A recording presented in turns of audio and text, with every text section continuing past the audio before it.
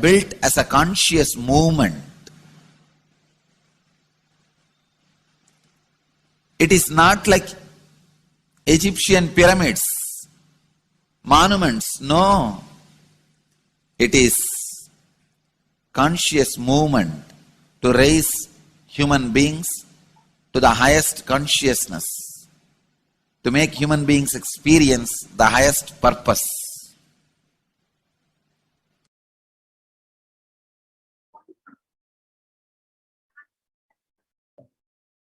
Understand? Unclutch. Use the temples to achieve the highest consciousness.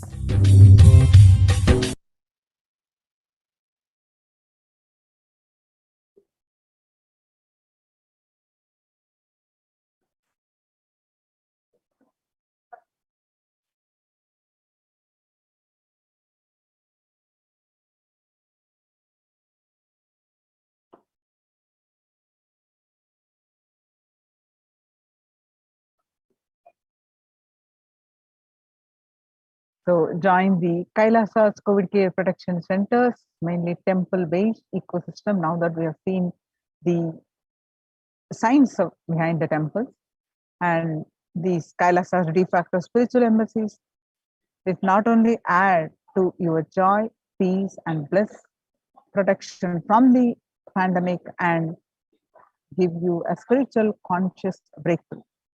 So join the Kailasa's COVID care protection centers. Register now through the link below at https://kailasa.org/Kailasa care.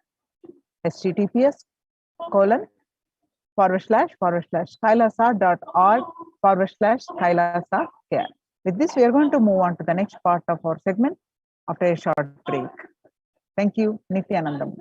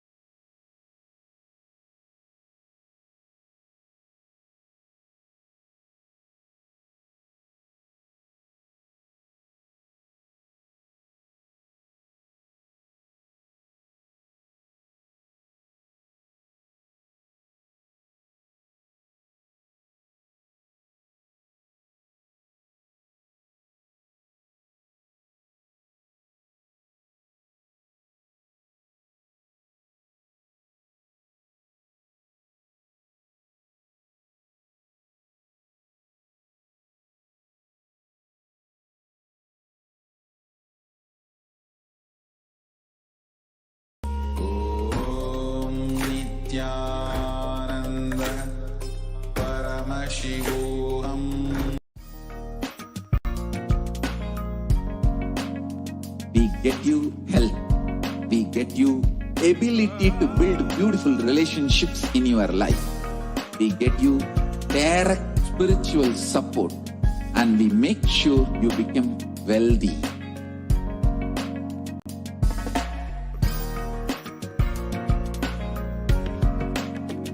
We won't stop giving you just good life. We will literally not stop till you live enlightened life. Manifesting the state of Paramashiva, space of Paramashiva, powers of Paramashiva, being of Paramashiva.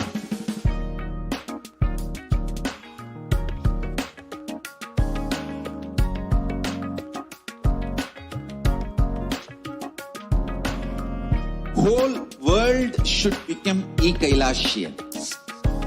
I want the whole world to know Hindus have something great to contribute to the world.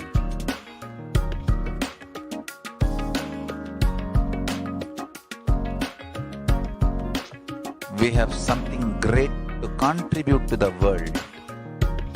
Let us do that.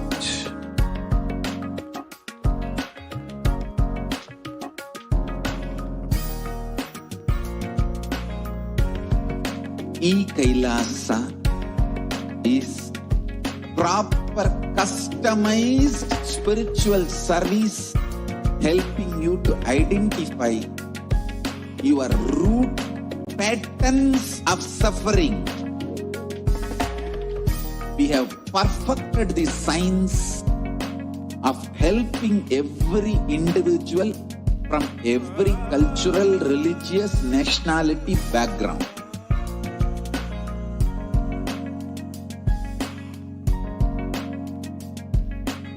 You will have lowest reactionary assumptions, highest awakened response, alive response for life continuously.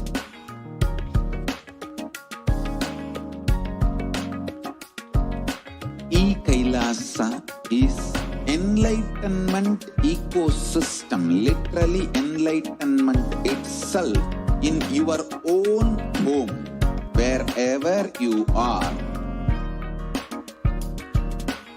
Proper customized spiritual service helping you to complete with your life negativity. Withdrawal from life, self-hatred, self-denial, self-doubt, so much of tiredness, laziness.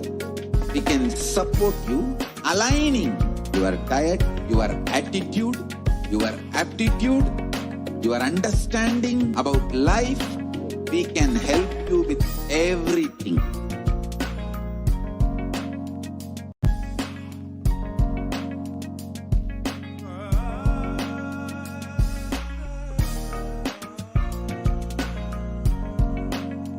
If you are interested in enlightenment, we will immediately bring this to you.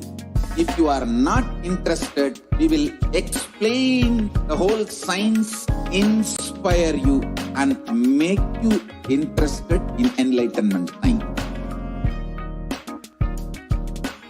We need to cater this enlightenment science to the whole world wherever they are, because enlightenment is the birthright of all human beings. Kailasa is responsible to provide that to all human beings.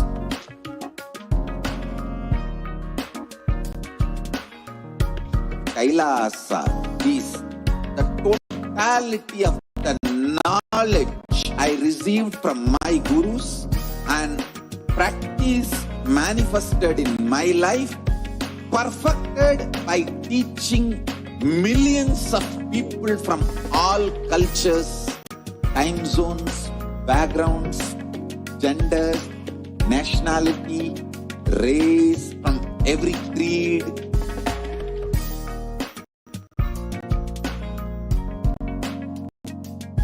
So this absolutely perfected knowledge available to you, served to you in your home without even you moving out of your couch, free of cost.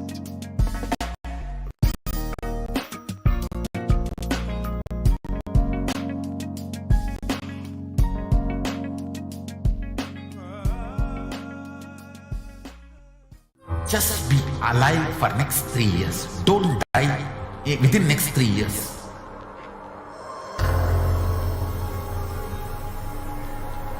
Just don't die within next 3 years. Be alive. Somehow be alive. I'm working sincerely. I will reach you somehow. Somehow I will reach you. It's my commitment to humanity.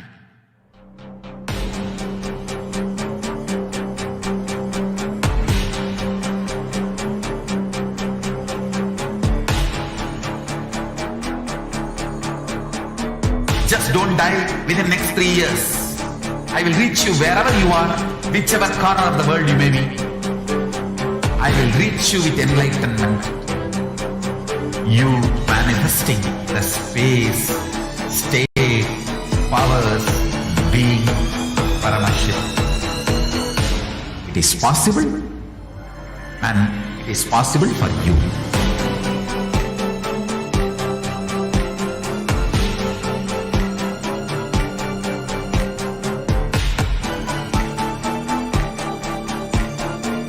Paramashivoham will reach you with enlightenment science.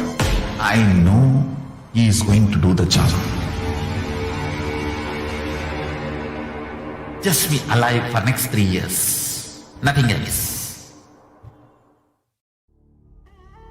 What I mean by the word Kailasa, listen intensely.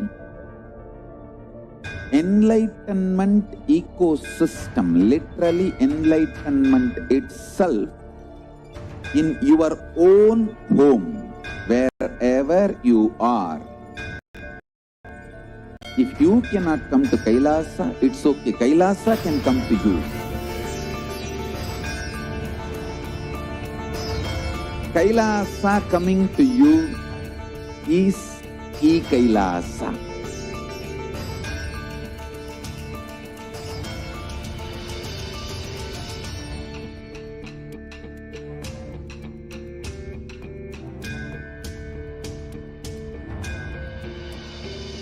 I will revive Hinduism. I am a Hindu revivalist, not by any revolution, but by evolution.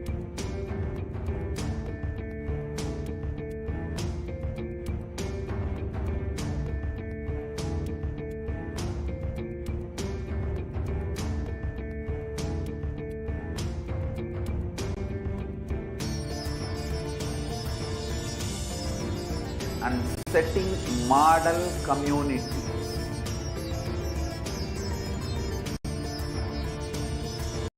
Kailasa, enlightenment ecosystems, Sarvanya Pitas all over the world.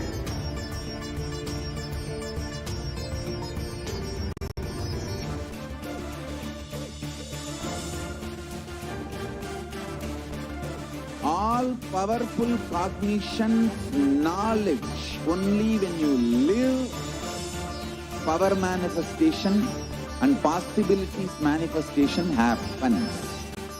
It's a fundamental truth.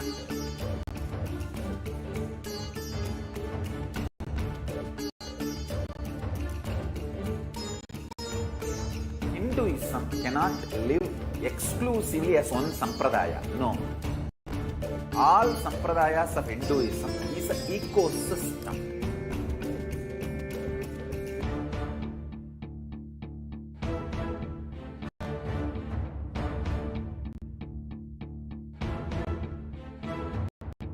So don't keep quiet thinking that if one sampradaya is attacked, only that sampradaya is going to be affected. All of us are ecosystems.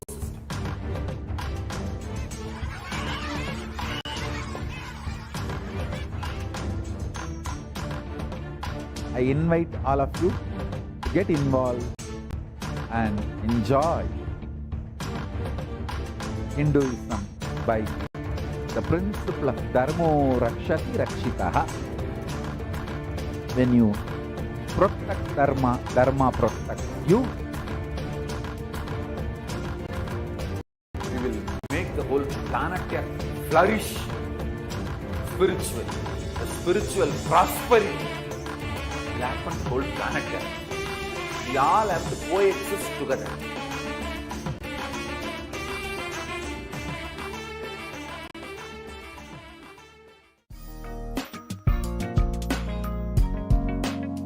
We get you health. We get you ability to build beautiful relationships in your life. We get you direct spiritual support, and we make sure you become wealthy.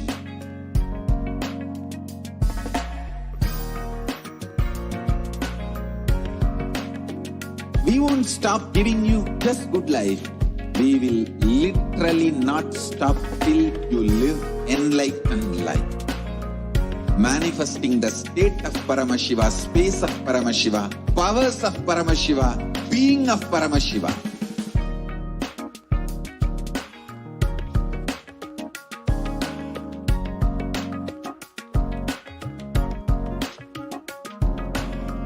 Whole world should become Kailasians. I want the whole world to know Hindus have something great to contribute to the world.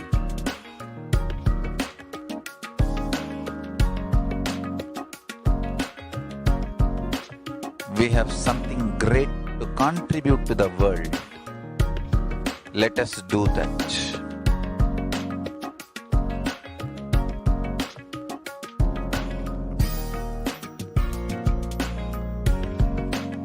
Kailasa is proper customized spiritual service helping you to identify your root patterns of suffering. We have perfected the science of helping every individual from every cultural, religious, nationality background.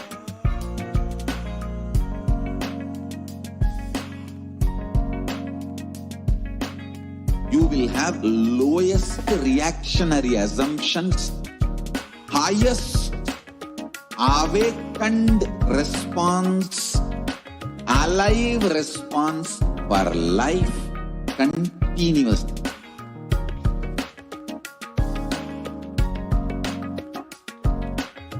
Kailasa is enlightenment ecosystem, literally enlightenment itself in your own home, wherever you are. Proper customized spiritual service helping you to complete with your life negativity. Withdrawal from life, self-hatred, self-denial, self-doubt, so much of tiredness, laziness. We can support you aligning your diet, your attitude, your aptitude, your understanding about life. We can help you with everything.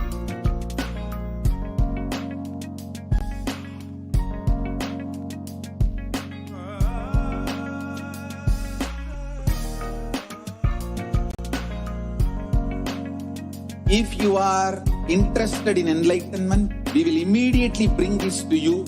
If you are not interested, we will explain the whole science, inspire you, and make you interested in enlightenment time.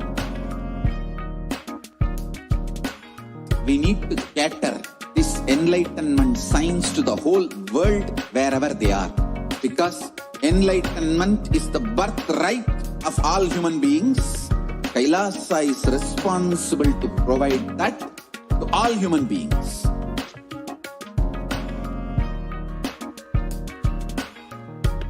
Kailasa is the totality of the knowledge I received from my gurus and practice manifested in my life, perfected by teaching millions of people from all cultures, time zones, backgrounds, genders, nationality, race, from every creed.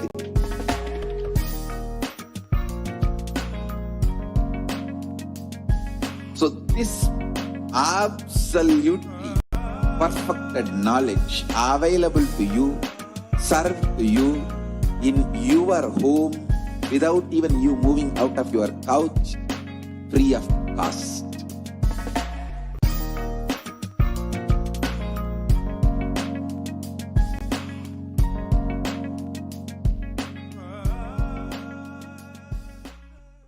Just be alive for next 3 years. Don't die within next 3 years.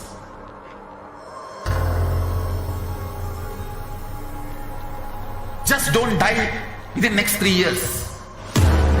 Be alive. Somehow be alive. I'm working sincerely.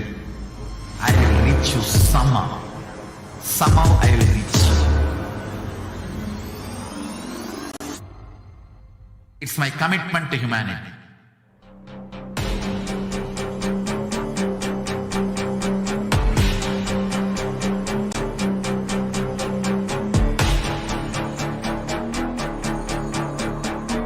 Just don't die within next 3 years.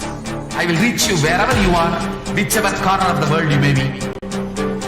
I will reach you with enlightenment.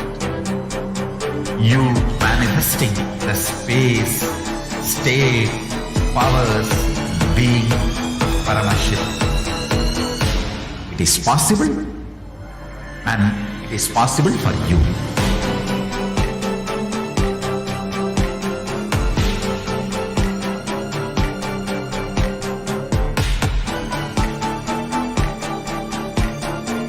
Paramashivoham will reach you with enlightenment science.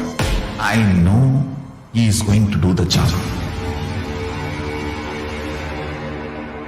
Just be alive for next 3 years. Nothing else.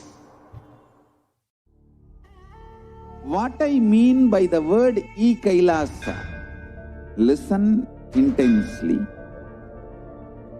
Enlightenment ecosystem, literally enlightenment itself, in your own home, wherever you are. If you cannot come to Kailasa, it's okay. Kailasa can come to you. Kailasa coming to you is Kailasa.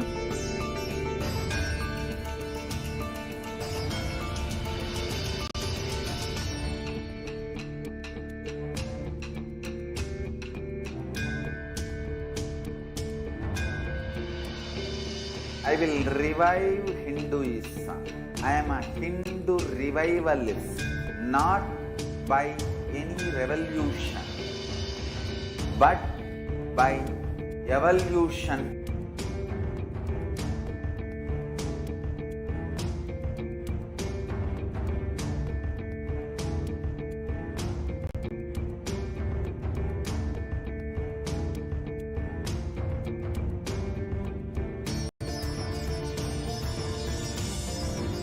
And setting model community.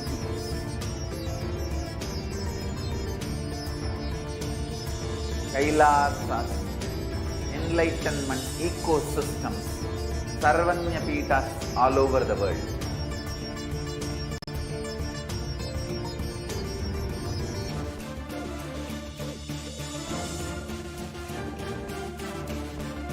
All powerful cognition, knowledge, only when you live, power manifestation and possibilities manifestation happens. It's a fundamental truth.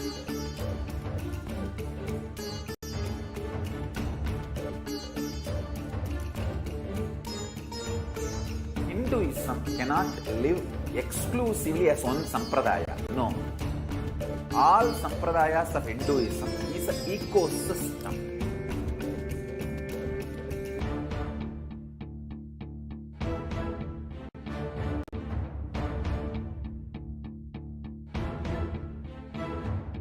So don't keep quiet thinking that if one sampradaya is attacked, only that sampradaya is going to be affected. All of us are ecosystem.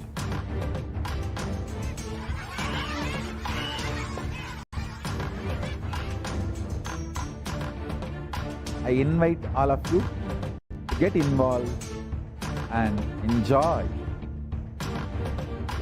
Hinduism by the principle of Dharmo Rakshati Rakshitaha. When you protect Dharma, Dharma protects you. We will make the whole planet flourish spiritually. The spiritual prosperity will happen to the whole planet. We all have to coexist together.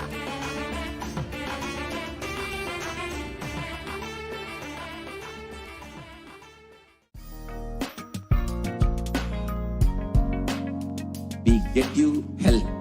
We get you ability to build beautiful relationships in your life. We get you direct spiritual support, and we make sure you become wealthy.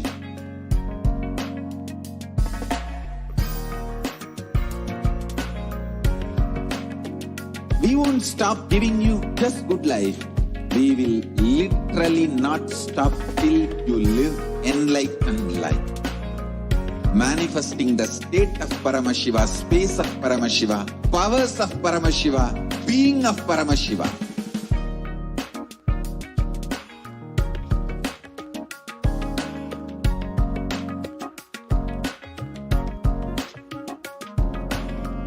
Whole world should become Kailasians. I want the whole world to know Hindus have something great to contribute to the world.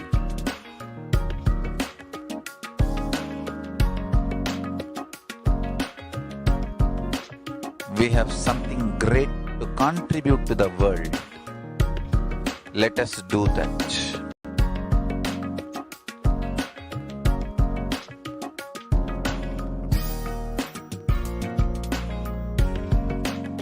Kailasa is proper customized spiritual service helping you to identify your root patterns of suffering. We have perfected the science of helping every individual from every cultural, religious, nationality background.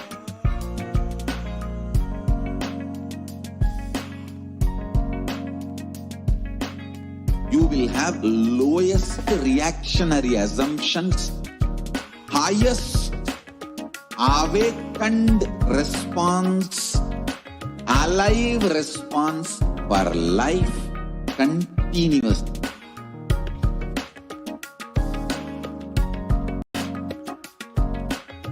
Kailasa is enlightenment ecosystem, literally enlightenment itself in your own home, wherever you are.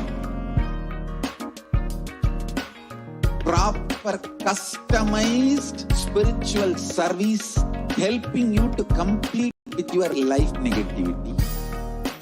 Withdrawal from life, self-hatred, self-denial, self-doubt, so much of tiredness, laziness, we can support you aligning your diet, your attitude, your aptitude, your understanding about life. We can help you with everything.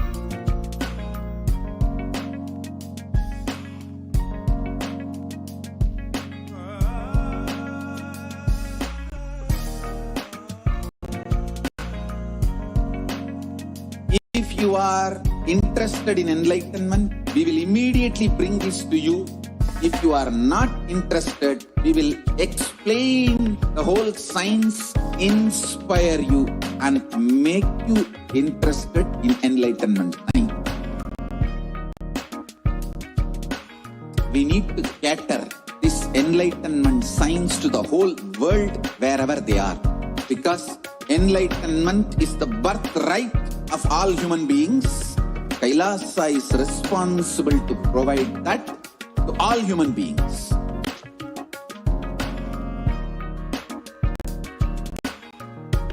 Kailasa is the totality of the knowledge I received from my gurus and practice manifested in my life, perfected by teaching millions of people from all cultures, time zones, backgrounds, genders, nationality, race, from every creed.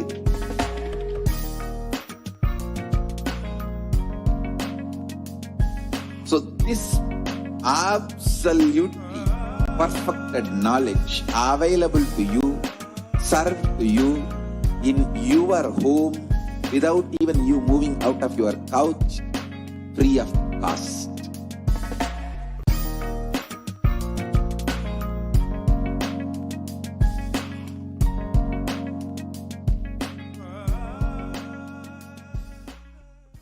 Just be alive for next 3 years. Don't die within next 3 years.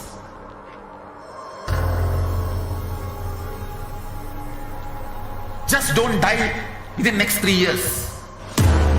Be alive. Somehow be alive. I'm working sincerely. I will reach you somehow. Somehow I will reach you.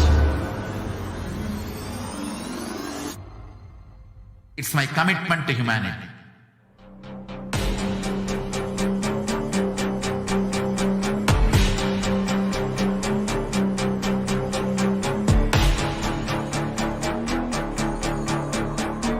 Just don't die within next 3 years. I will reach you wherever you are, whichever corner of the world you may be. I will reach you with enlightenment.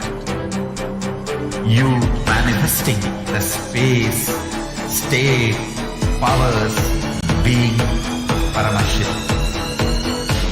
It is possible, and it is possible for you.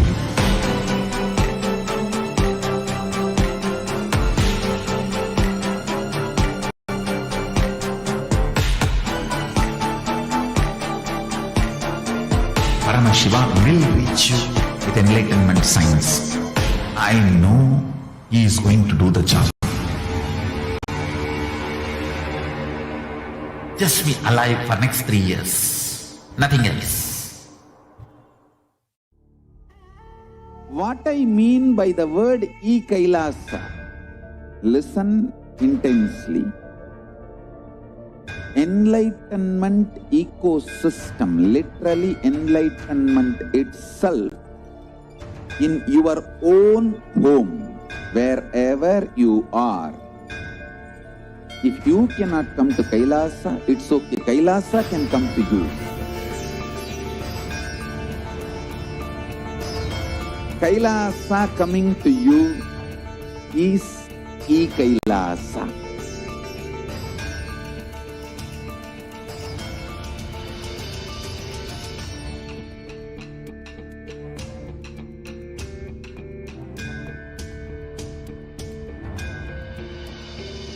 I will revive Hinduism.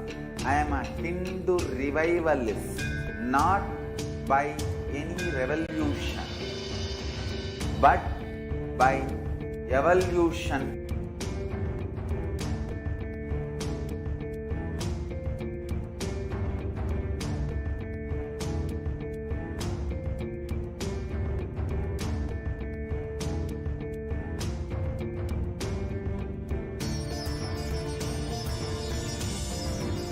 And setting model communities.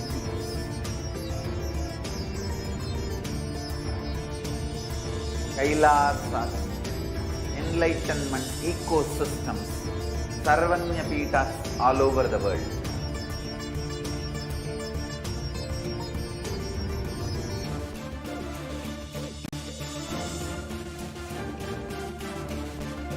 All powerful cognition, knowledge, only when you live, power manifestation and possibilities manifestation happens. It's a fundamental truth.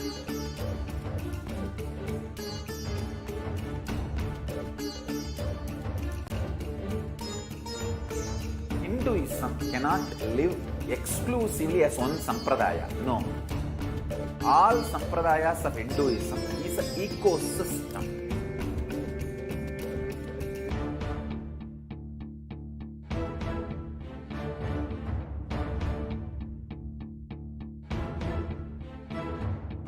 So don't keep quiet thinking that if one sampradaya is attacked, only that sampradaya is going to be affected. All of us are ecosystem.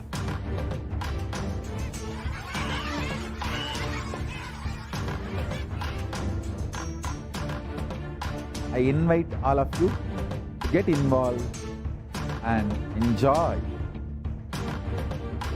Hinduism by the principle of Dharmo Rakshati Rakshitaha. When you protect Dharma, Dharma protects you. We will make the whole planet flourish spiritually. The spiritual prosperity will happen to the whole planet. We all have to coexist together.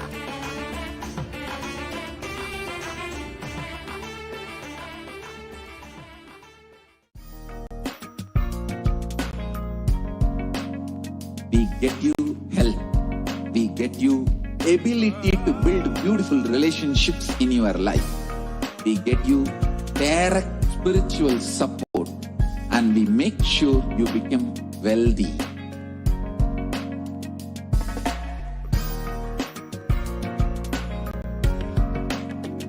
We won't stop giving you just good life. We will literally not stop till you live enlightened life. Manifesting the state of Paramashiva, space of Paramashiva, powers of Paramashiva, being of Paramashiva.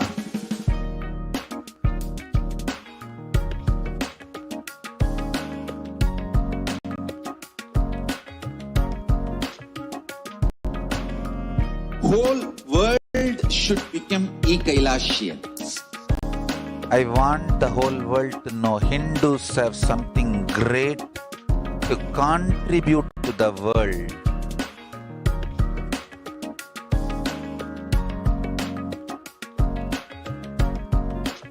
We have something great to contribute to the world. Let us do that.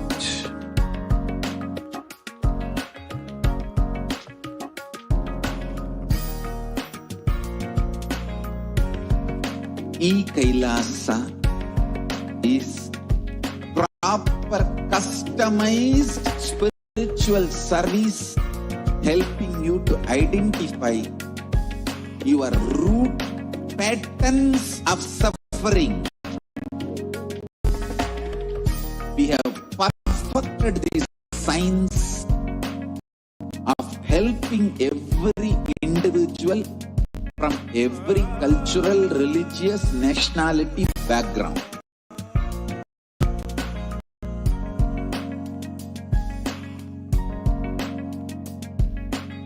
You will have lowest reactionary assumptions, highest awakened response, alive response for life continuously.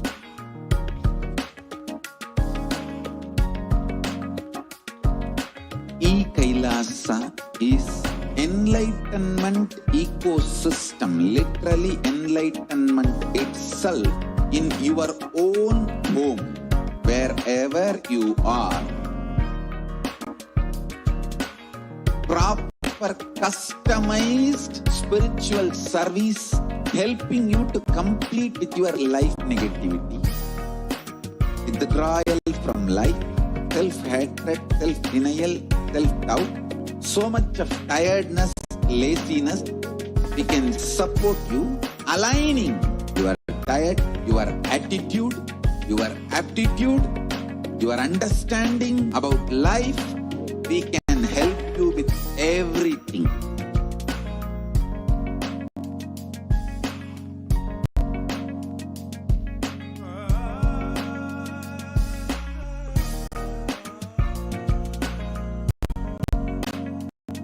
If you are interested in enlightenment, we will immediately bring this to you. If you are not interested, we will explain the whole science, inspire you, and make you interested in enlightenment science. We need to cater this enlightenment enlightenment signs to the whole world wherever they are. Because enlightenment is the birthright of all human beings. Kailasa is responsible to provide that to all human beings.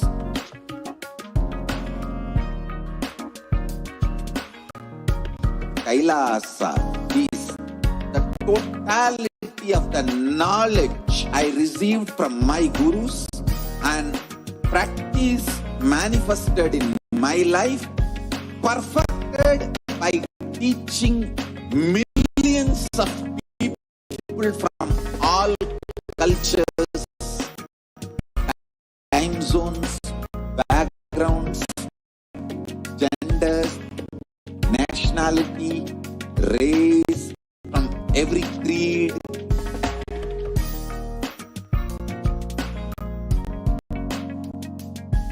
So this absolutely perfected knowledge available to you, served to you in your home without even you moving out of your couch, free of cost.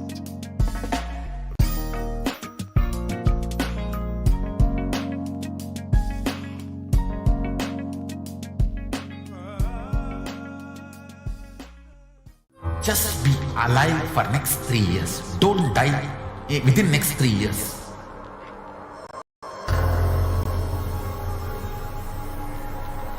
Just don't die within next 3 years. Be alive. Somehow be alive. I'm working sincerely. I will reach you somehow. Somehow I will reach you. It's my commitment to humanity.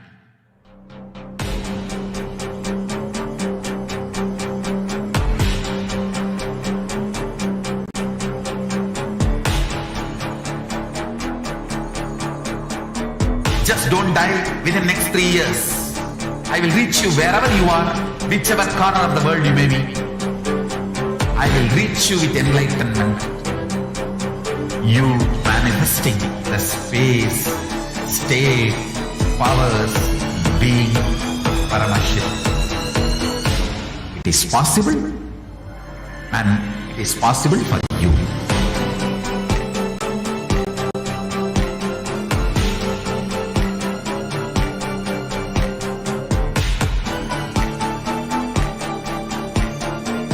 Paramashivoham will reach you with enlightenment science. I know he is going to do the job. Just be alive for next 3 years. Nothing else. What I mean by the word Kailasa, listen intensely. Enlightenment ecosystem, literally enlightenment itself, in your own home, wherever you are. If you cannot come to Kailasa, it's okay. Kailasa can come to you.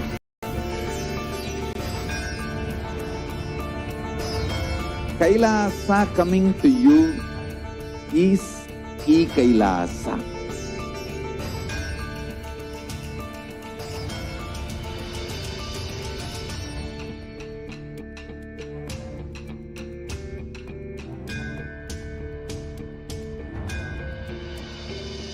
I will revive Hinduism.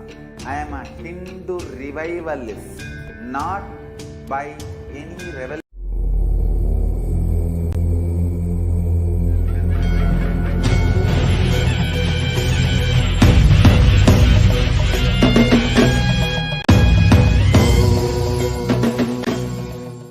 Connecting with the divine with your eyes closed is meditation.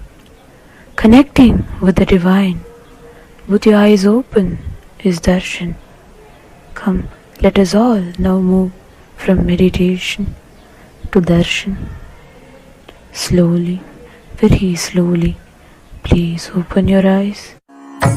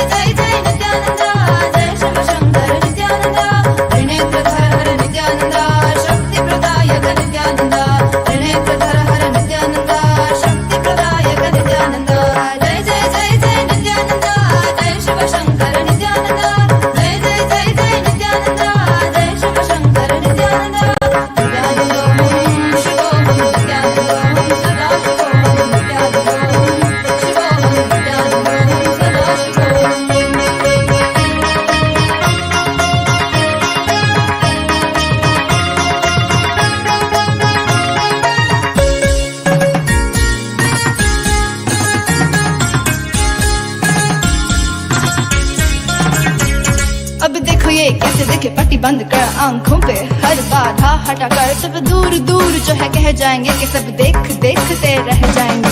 Trinetra जागरण जो इसे कहते हैं, कथाओं में जो सुनने को मिलते हैं, कहने में जो लगे नहीं इतना आसान चुश्चुल, इतना भी नहीं मुश्किल, बात बनेगी संपूर्ति जब साथ है तो आओ एक दीक्षा की तो बात है सारी दुनिया में मगर एक ही इंसान, उप्स नॉट इंसान ये है भगवान। जय जय जय जय नित्यानंदा, जय शिव शंकर नित्यानंदा, जय जय जय जय नित्यानंदा, जय शिव शंकर नित्यानंदा, नित्यानंदोहम शिवोहम नित्यानंदोहम सदा शिवोहम नित्यानंदोहम शिवोहम नित्यानंदोहम सदा शिवोहम।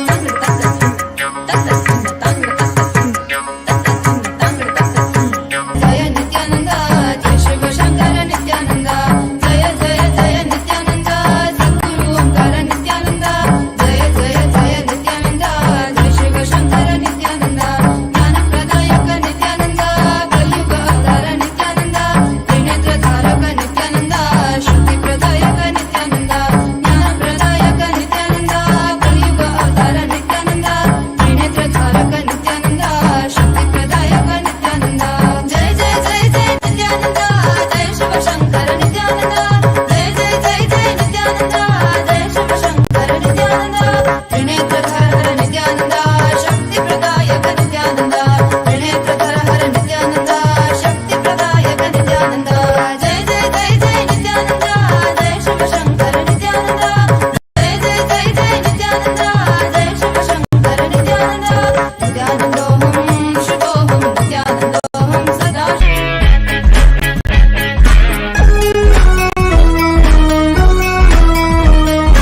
Incompletion, suffering is all that we talk about. Confusion, delusion, and everybody's stressed out.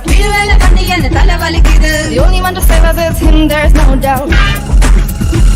He's a Dashiva, Mahadeva. He's an avatar of everything at his feet. So feel free, just let it be. Watch him come while you listen to me. இந்த உலகத்தை அரசன் போல் வாராருடா, அது யாருடா நீ சொல்லடா, அது யாருடா? Should I tell you who's here? None other than Nithyananda. Jagadguru Nithyananda. என் பெருமான் Nithyananda. That's right, Paramahamsa Nithyananda.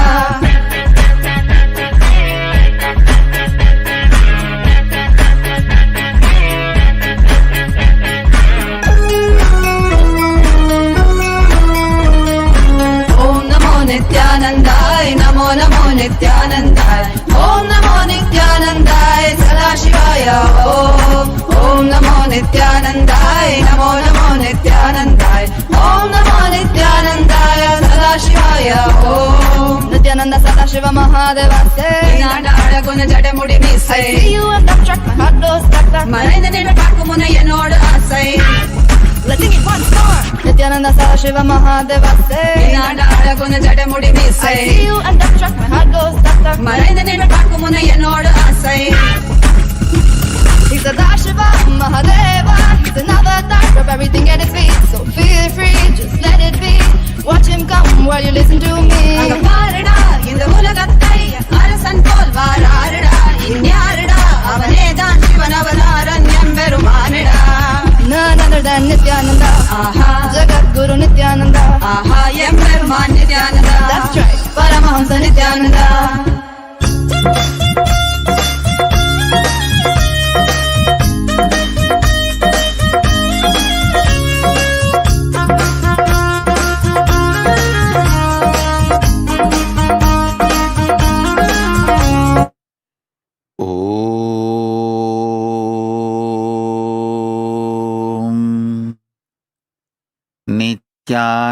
नित्यानन्देश्वर परमशिवसमारम्भाम् नित्यानन्देश्वरि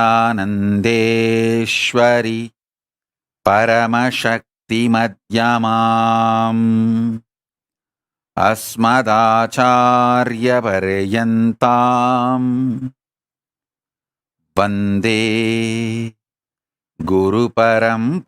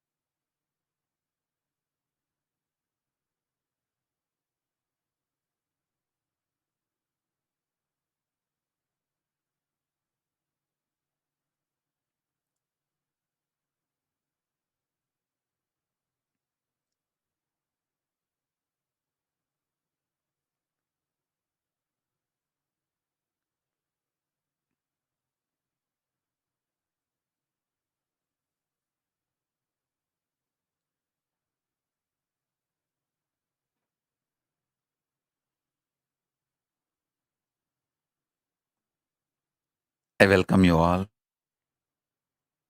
with my love and respect.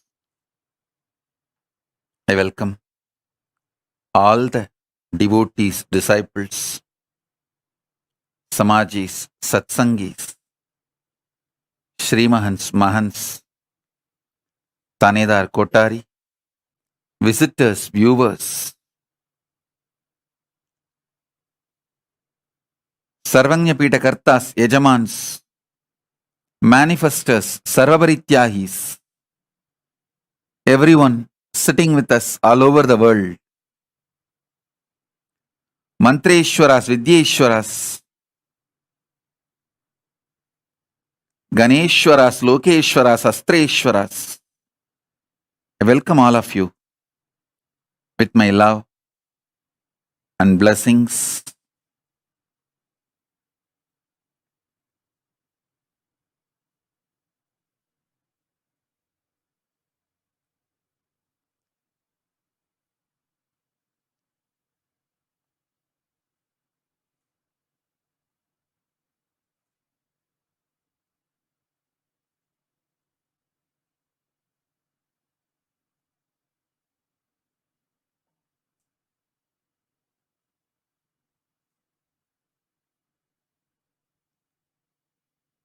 Paramashiva's message directly from Kailasa.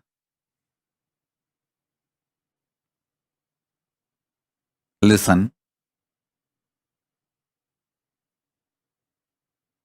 Reality of the existence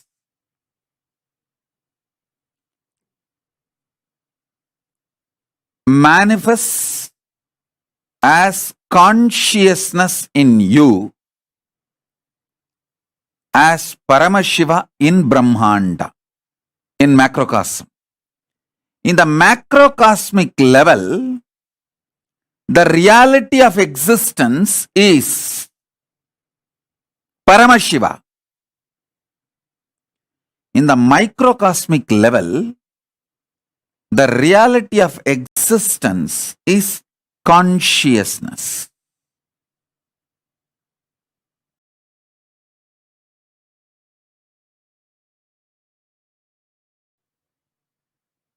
Listen intensely.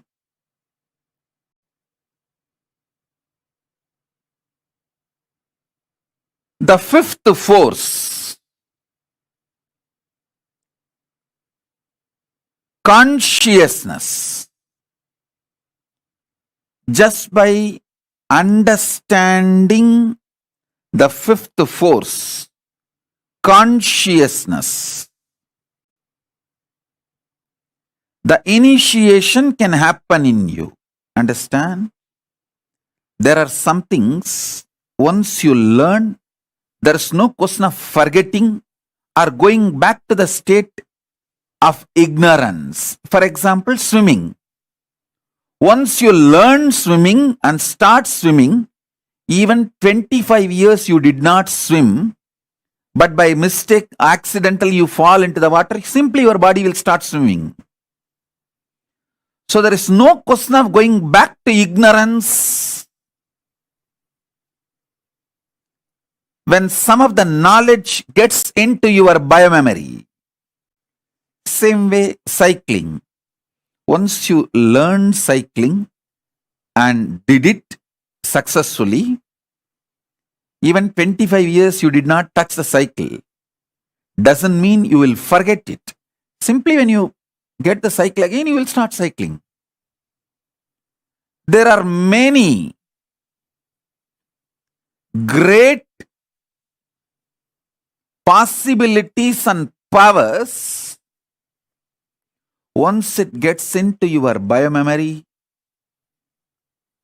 there's no going back to the pre-knowledge period, the ignorance period.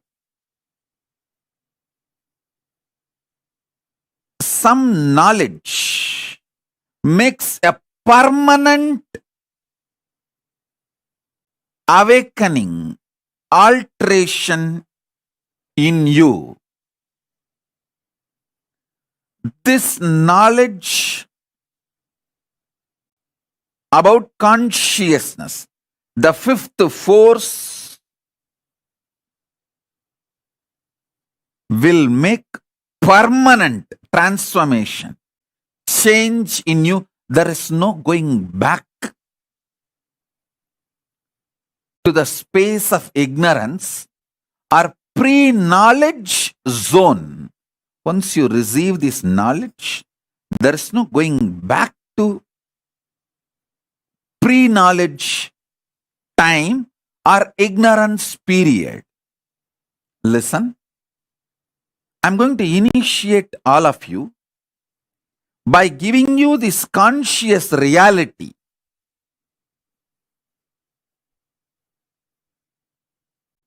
All of you, settle down, preparing yourself for initiation. Keep the Atmalinga next to you. Get your pets, kids, family, team, whoever you want should receive this initiation, conscious reality. If you want, you can light a small lamp. Lighting a lamp during the satsang, offering a betel leaf and betel nut, a coin. These all may look ritualistic, but it will prepare your inner space to receive initiation. You don't need to give $1 or $2 or nothing. Just you can give a penny. The lowest available denomination coin. Because it is not economical value, it's a spiritual value. Understand? It is not at all economical value, it's a spiritual value. A betel leaf, a betel nut, and the lowest available coin, a lamp. All this does a powerful preparation inside you.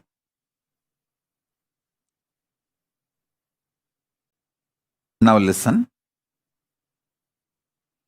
I'll also be doing a question answer, live question answer.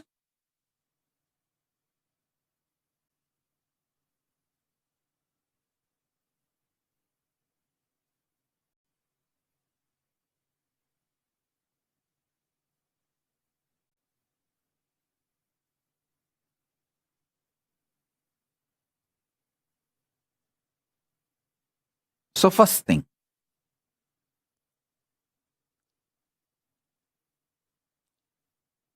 the first force human beings decoded is the power of gravity, gravitation force. The second one,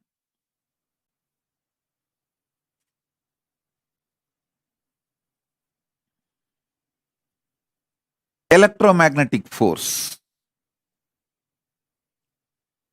Third, weak nuclear force. Fourth, strong nuclear force. The fifth force is reality. Of course, it's not that just with the fifth it ends. No. With the fifth, it enters into a different space altogether. There are 6th, 7th, 8th, 9th, 11th, 12th, 13th, 14th, up to 14 dimension. Different forces exist. 14th force is that absolute Paramashiva, Turyadita.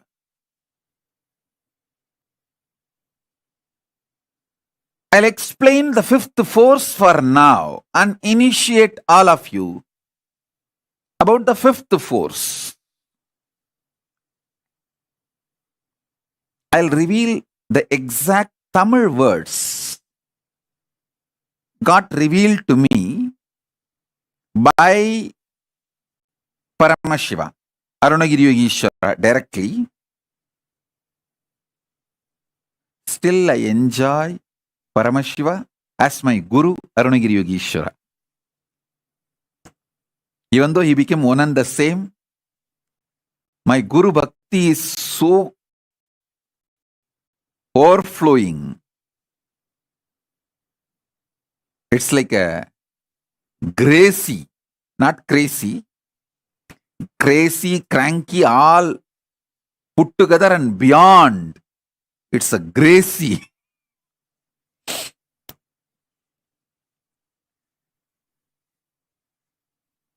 So I enjoy my Guru, Paramashiva, as Arunagiri Yogeshwara. புவியீர்ப்பாம் முதல்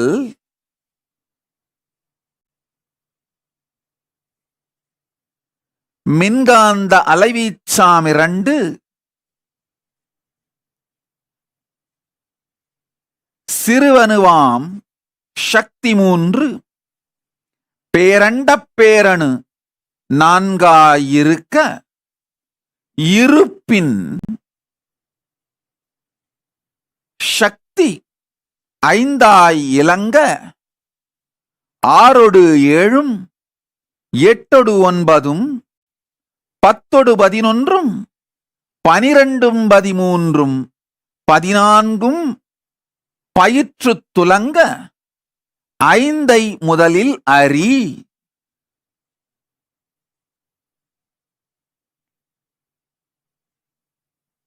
இருப்பின் இருப்பு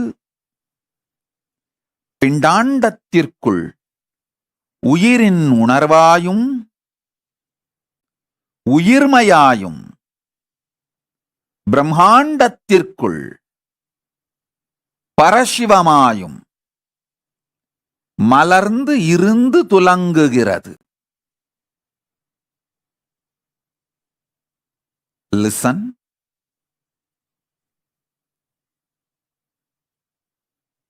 Greatest that can happen to human being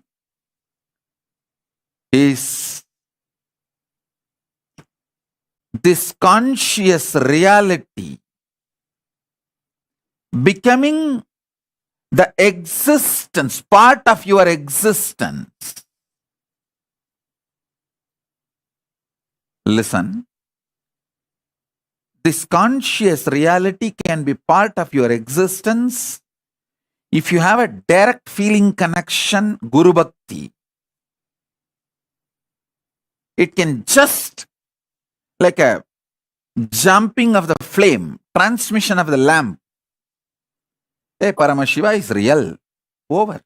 You just know. Swamiji said it. Paramashiva is real. Paramashiva is real. And based on that, your whole cognitive shift happens. Your existence shifts. From that reality, you cognize, exist, act, manifest, gravitate, do everything.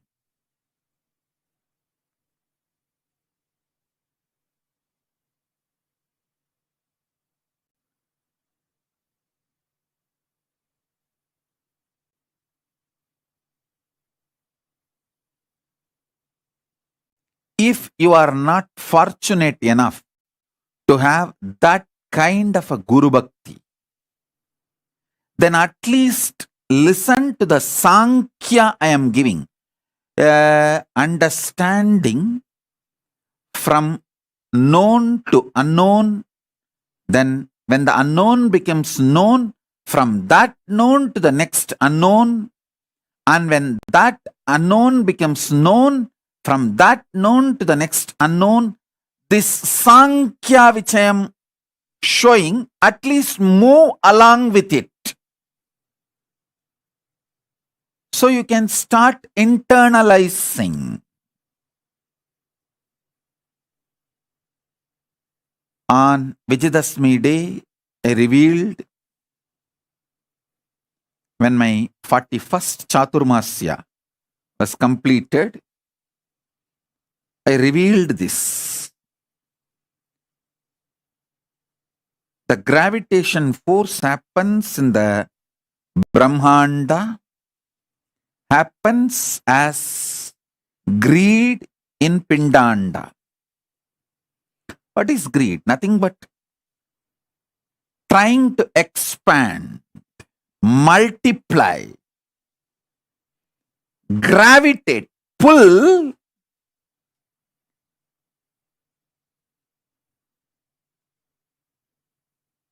and add what you pulled as part of you.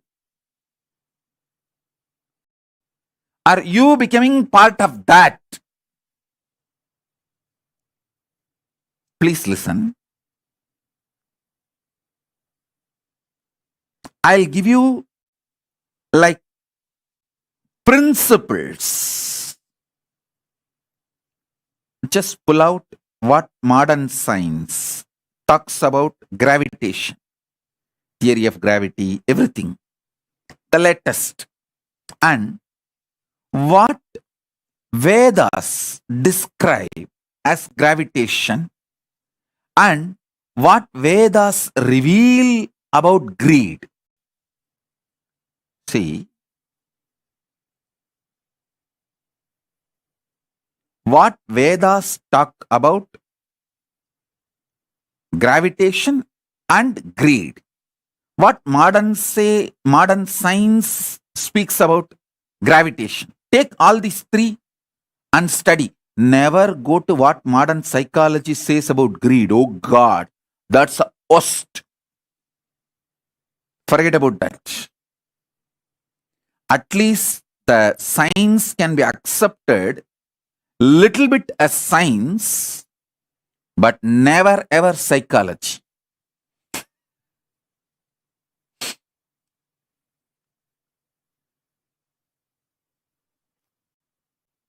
What Vedas and Agamas describe about gravitation, what Vedas and Agamas describe about greed, and what modern day science describes about gravitation, theory of gravity, everything. These three, if you study, I think you should do little homework and Google, study, because only when you study, you will develop this Sankhya on your own. You will start having clicks on your own.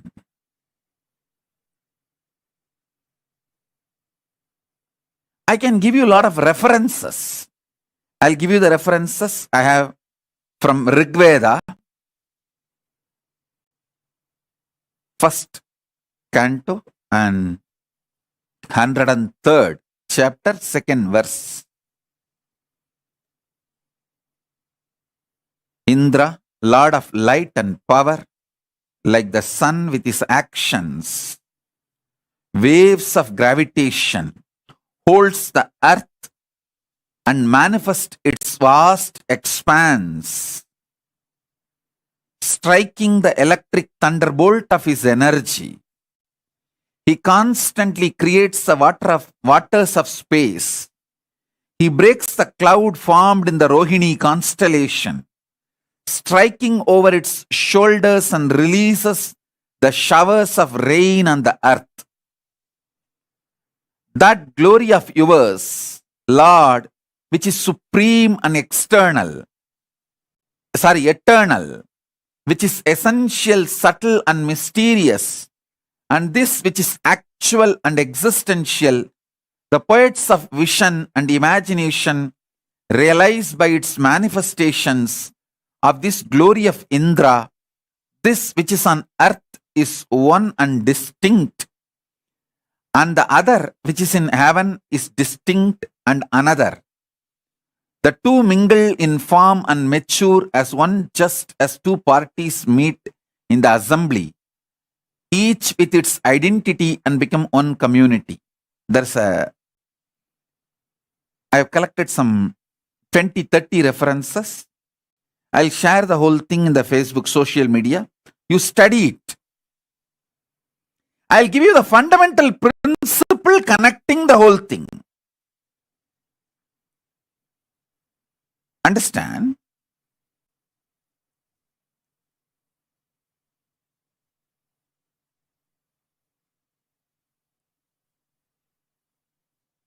Gravitation in macrocosm, greed in microcosm. Actually, in the initial level, you need to understand our existence is like holographic. Macrocosm's holographic structure is microcosm. Once you evolve this Sankhya, this conscious evolution, and reach the fifth force, you will understand macrocosm is microcosm and microcosm is macrocosm. Consciousness is Paramashiva, Paramashiva is consciousness. Either you need a strong Guru Bhakti, simple obedience to Guru's words, so you click with the truth and it becomes experience in you, or you develop this Sankhya, clarity of the conscious evolution.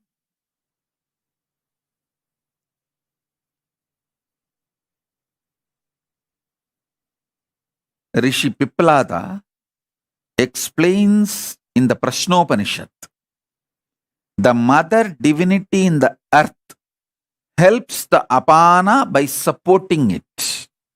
As per the Ayurveda, apana is the force equivalent to gravity, present in the middle of the body.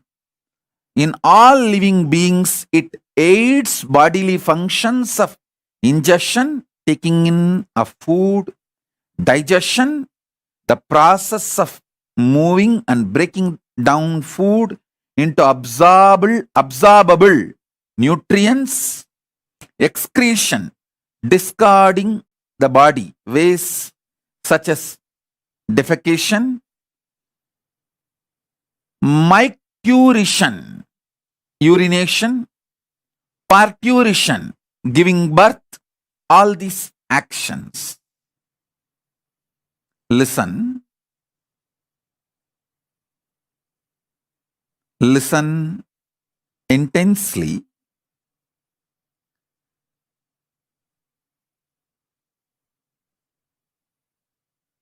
I'll put all the references I'm referring now in the satsang. You don't need to worry, oh, Swamiji is giving too many references. I'm not able to recollect, remember. No, I'll put all this in the social media. In the Facebook, I'll upload everything. Relaxed way, you sit and study. Now you receive only the basic principle which I am teaching you. With this basic principle, if you study all these references, your whole head will lit up. Especially if you are living a vegetarian lifestyle, your whole body will lit up. Understand? Vegetarian food, veganism as a reason. Suddenly I started using the word veganism. Because in the West, even the milk is not vegetarian. Desi cow's milk, which is worshipped as Gomata, is vegetarian. The cow should be worshipped as a living being, equivalent to mother. Only that cow's milk is vegetarian. Not any other cows. I am making it very clear.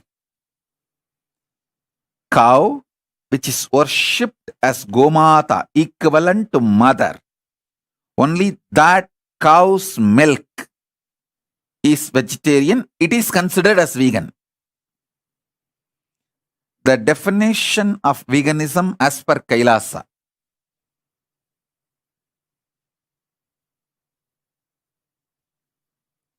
Definition of veganism as per Kailasa. Cow milk from a cow which is worshipped, revered, equivalent to mother, and the products made of that milk is part of veganism, vegan diet, not any other cows or any other dairy products. I'm making it very clear. Some people are telling, oh, in the West, the cows are treated badly. Go to India. India has gone to the same level of West. India also, only the traditional mutts, monastery, goshalas, cows are treated with respect and love and worshipped.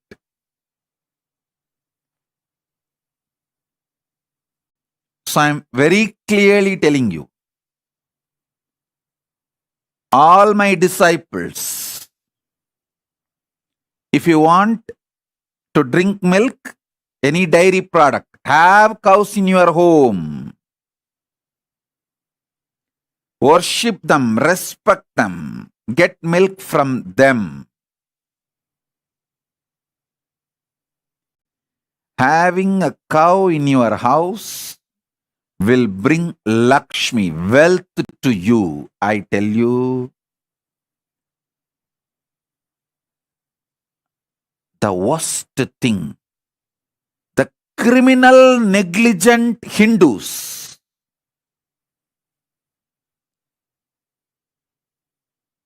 I want to popularize this word, criminal, negligent Hindus.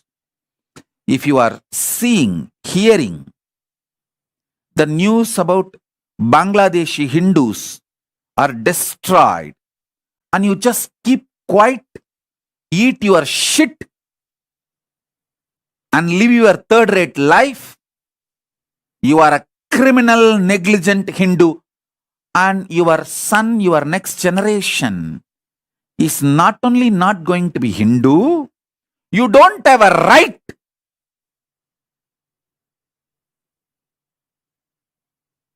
to have someone who is going to carry your name. That's why you are going to lose it. Criminal, negligent society has no right to exist. You have no right to have future.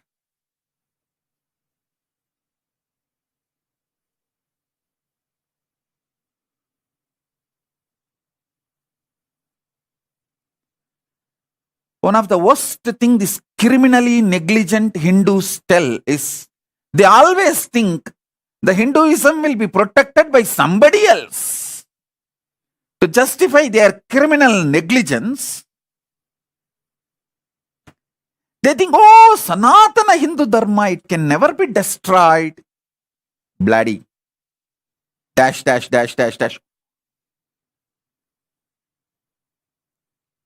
Put beep sound and fill all the dirty words in this gap.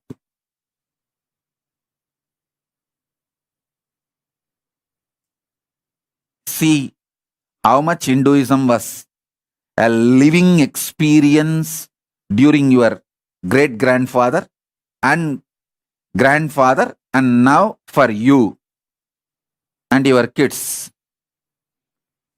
Then tell whether Hinduism can be destroyed or not. It is already.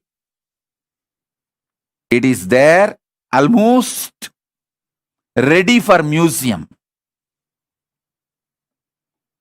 I am not going to let it die. That's different. I am going to revive.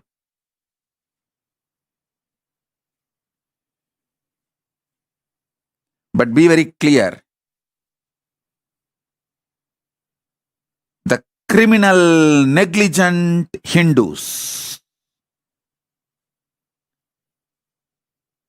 Actually, I want the whole Kailasa should start using this word. We are treating Hindus with a very cute words like, oh, consumeristic Hindus. Hindus are caught in consumerism. That is the real problem. Many anti-Hindu forces are very active. Oh, Hindus are not united. Don't use all these decent words towards Hindus. Use straight word. Criminally negligent Hindus.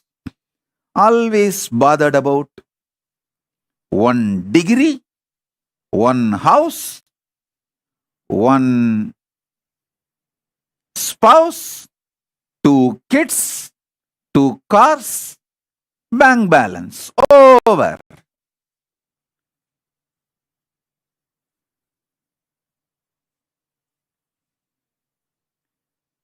When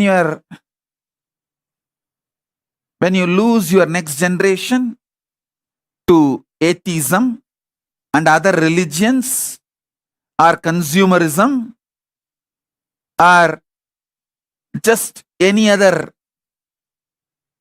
lifestyle and ideology, coming and crying, oh Swamiji, I lost my next generation. They are not following me anymore, following Hinduism anymore. Not only they are not going to follow Hinduism anymore, they are not going to remember your name. And you fellows after death go and suffer in the Pitruloka without any Pitru or Pinda. Be very clear. Unless your next 7 generation gives you the Pinda, you are going to rot and die in Pitruloka. These are all not false lies. You will rot and die in Pitruloka if you don't take the responsibility for your next 7 generation to follow Hindu tradition and give you the Shraddha properly. If you have given Shraddha, you will see the mantra not only for your forefather, their forefather, it is for 7 generation. Be very clear.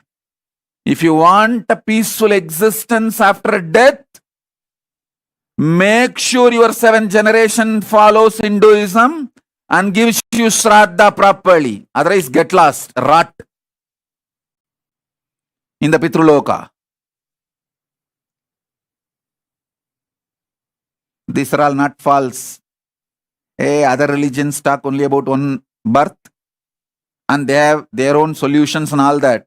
Hinduism is very clear. If you are a born Hindu, the greater science of life, the truth of the cosmos is this.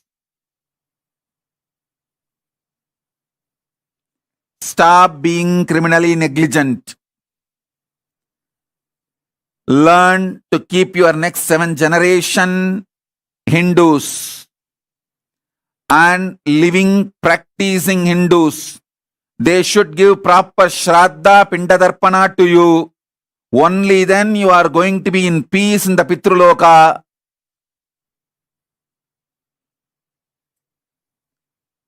I am making it very clear. Anyone comes to Kailasa, I will ask them to have a regular check in the Mahakailasa whether your next generations are following, practicing Hinduism and giving you the Shraddha and Pinda. Only if your next generations are giving you Shraddha and Pinda, you will have a social respect in Kailasa. I am talking about Mahakailasa itself. Otherwise, in Mahakailasa, people will laugh at you. Your grandson did not send you the Pinda now this year. Over. Next 7 generation should give you Shraddha. So next 7 generation should follow Hinduism.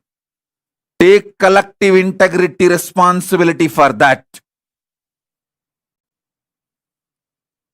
Criminal, negligent, dash.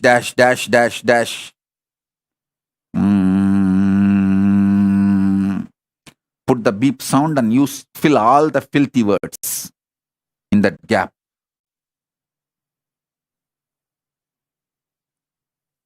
The criminal, negligent Hindus started believing, oh, having a cow in the house, doing everyday puja, these are all waste of time, takes away too much energy.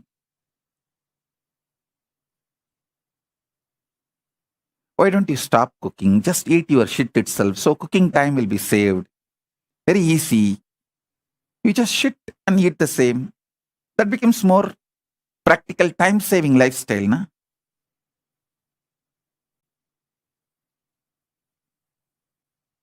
I tell you, I am born and brought up in a house where my grandparents used to have a cow in the home just to milk every day and use for puja, offer to Paramashiva and Shiva puja and take it to temple.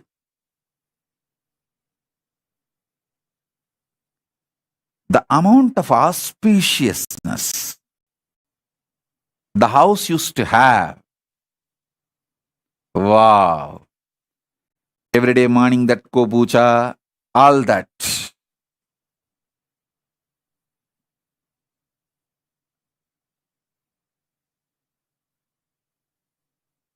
Don't try to come and tell me, oh, in US we cannot keep cows. Then get lost and go to a country where you can keep cows. Life is not all about the 70 years in the planet Earth. Life is large.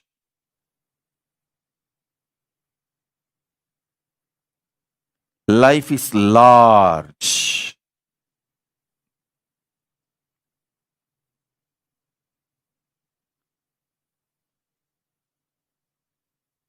A house where the cows live, puja happens every day.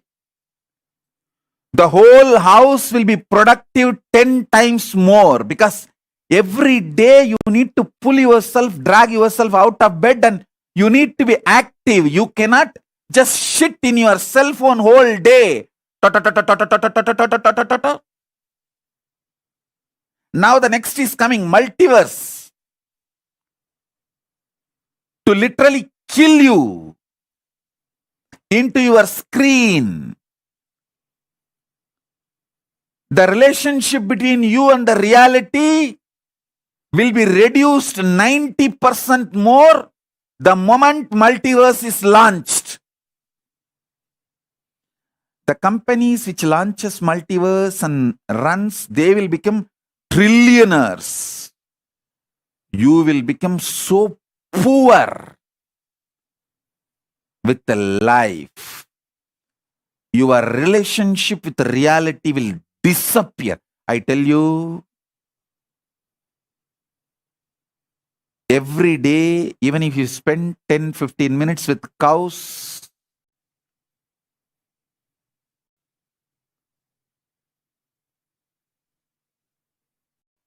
either milking or just hugging, doing puja, cleaning, it brings so much healing in you, so much compassion in you, so much completion in your way of relating with life. All husbands who have problem with the wife's violence, if you feel my wife is violent and she is not listening to me, same way all wives, if you feel your husband is very aggressive, abusive type and he is not settling, just get a cow to a house, start carrying. You will see how much both of you will be healed inside. I tell you, these are all not lies or some cheating techniques. One cow in the home will bring so much completion between the family, so much attitude, right life positive attitude towards existence. A house in which the Go Puja happens, Shiva Puja happens. When I reveal this truth's reality, simply it will become reality for you, initiation for you.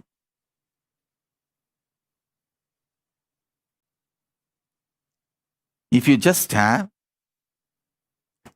a cow, do Shiva Puja every day, teach all these to your kids, literally it is equivalent to having Goshala, Devalaya and Gurukul in your home. Your house has become a Kailasa ecosystem. Naturally, you will have few books, my books, so that will become Jnanalaya. A simple Tiruvannamalai village Hindu lifestyle is what I made it into big and made it as a Kailasa ecosystem and took it to whole world. That's all.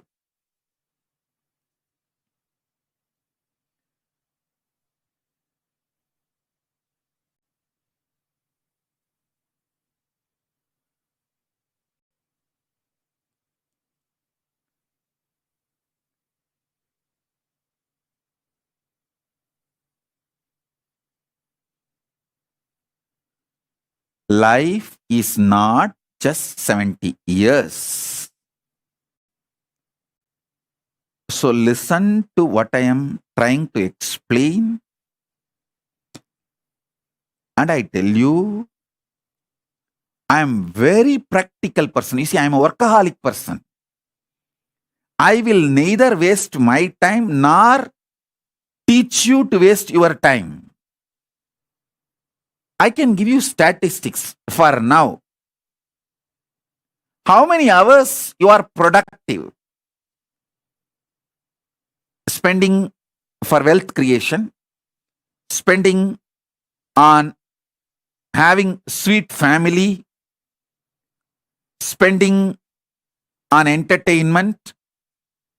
How many hours per day you are totally alive? Just bring the life of cow puja, means bring one cow to your home and start maintaining it. Bring Go Puja and Shiva Puja. You may think, oh, this Go Puja and Shiva Puja will take at least 1 more hour of my time. No. Now, if you are active every day, 5 to 8 hours, if you bring Go Puja and Shiva Puja, 1 hour extra work, I promise you will be alive and active 18 to 20 hours a day. I am telling you, I am not an impractical person. Just see. See my life. டீனேஜ்ல வீடு வீடா பிச்சை எடுத்து ஹிந்து மதத்துக்காக ஒரு வீடு கட்டிட்டேன். 20ஸ்ல தெருவா பிச்சை எடுத்து ஹிந்து மதத்துக்காக ஒரு தெருவே கட்டிட்டேன். 30ஸ்ல ஊரா பிச்சை எடுத்து ஹிந்து மதத்துக்காக ஒரு ஊரையே கட்டிட்டேன். 40ஸ்ல நாடா பிச்சை எடுத்து ஹிந்து மதத்துக்காக ஒரு நாடே கட்டிட்டேன். நான் பிராக்டிக்கலான ஆளப்பா.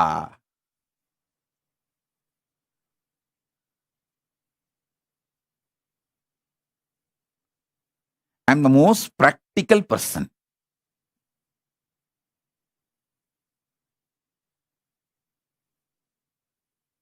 And I work not just 20 hours a day, almost 24 hours. I constantly make myself available for the Sangha, Kailasa, and make the whole Kailasa also work.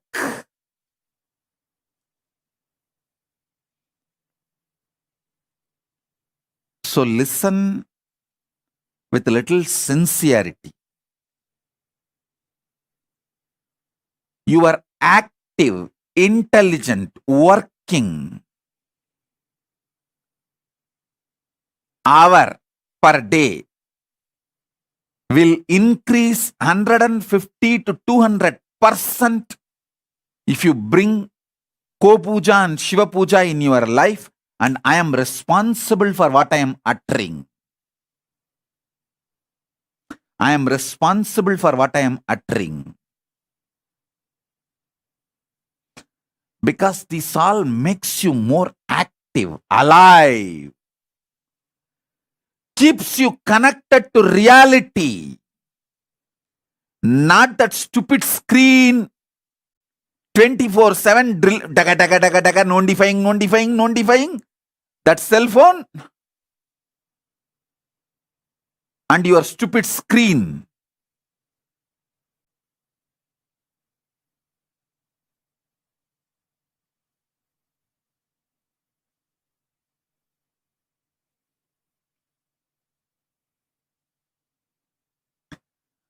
All criminally negligent Hindus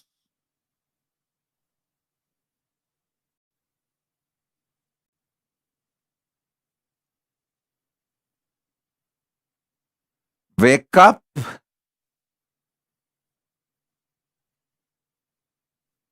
I will never teach something to waste your time. I keep myself productive and keep all of you extremely productive.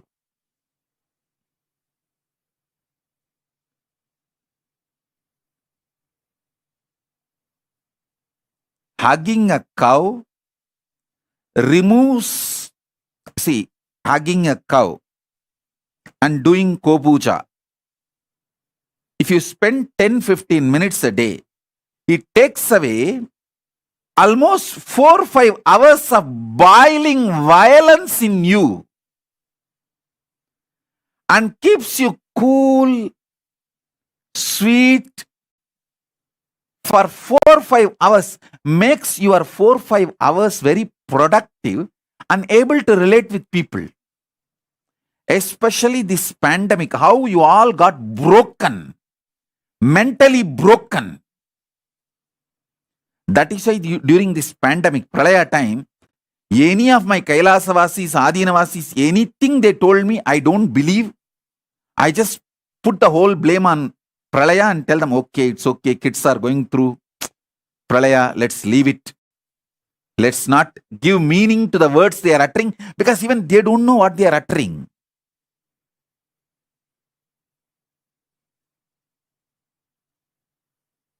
The impact of Pralaya on you will drastically reduce if you just keep a Ko-puja, Shiva puja.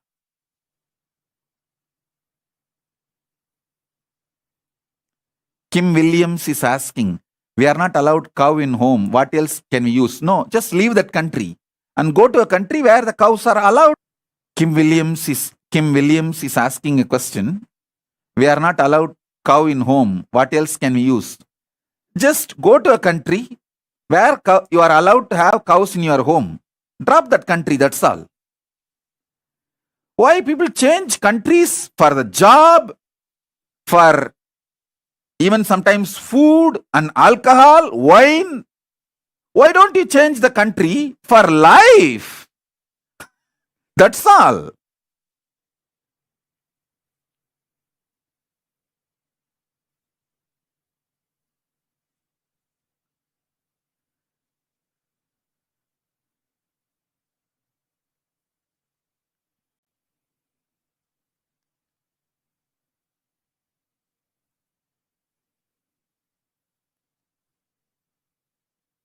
Alicia Maurice is asking, Swamiji, can we do cow puja to cow photo? Then just get enlightenment also as a photograph. Don't ask for enlightenment. Don't drink cow milk. Have the photograph of milk and lick that and get satisfied. And have the photograph called enlightenment. Write in a paper enlightenment and lick that paper, eat that paper, and satisfied that you are enlightened. Don't ask for enlightenment. Don't ask for cow milk.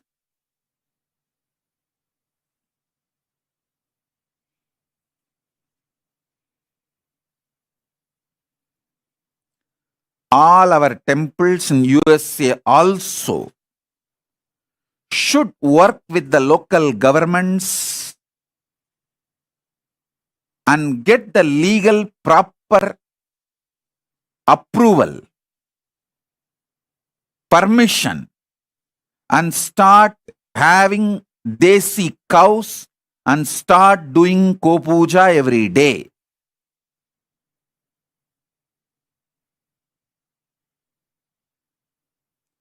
To set a trend.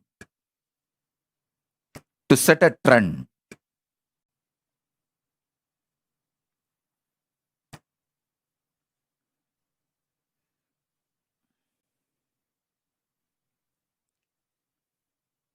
These criminally negligent Hindus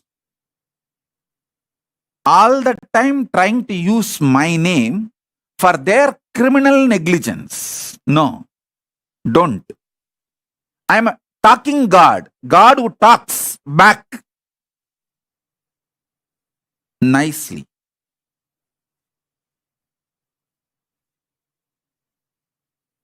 So you can't use me to justify your criminal negligence.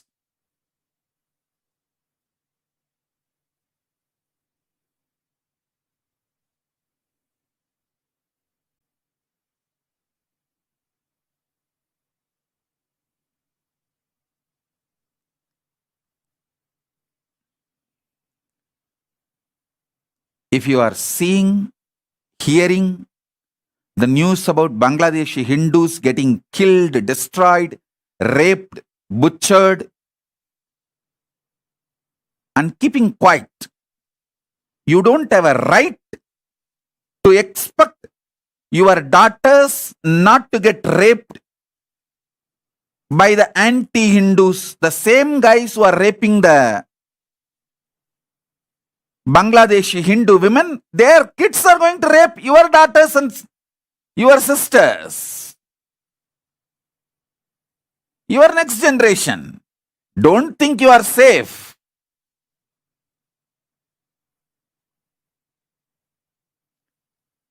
"100 years before, when Afghanistan Hindu women were getting raped, the Indian Hindus kept quiet, Pakistani Hindus kept quiet. Then 60 years before, Pakistani Hindus were getting raped, Indian Hindus kept quiet. Then this generation, Bangladeshi Hindus are getting raped, Indian Hindus are keeping quiet. Next generation, there will be nobody called Indian Hindus. That is where you are heading. And you are still believing your criminal negligence can be justified. The same people who are raping the Bangladeshi Hindu girls, actually the Bangladeshi Hindu girls are now getting raped. Those kids who are born out of that rape, they will come and rape your daughters and granddaughters in India. That's what is going to happen. That's where you guys are heading. Criminal, negligent Hindus. I want this word to be, this should be hashtag trending in all social media. Criminal, negligent Hindus. Your negligence is not casual, it is criminal negligence.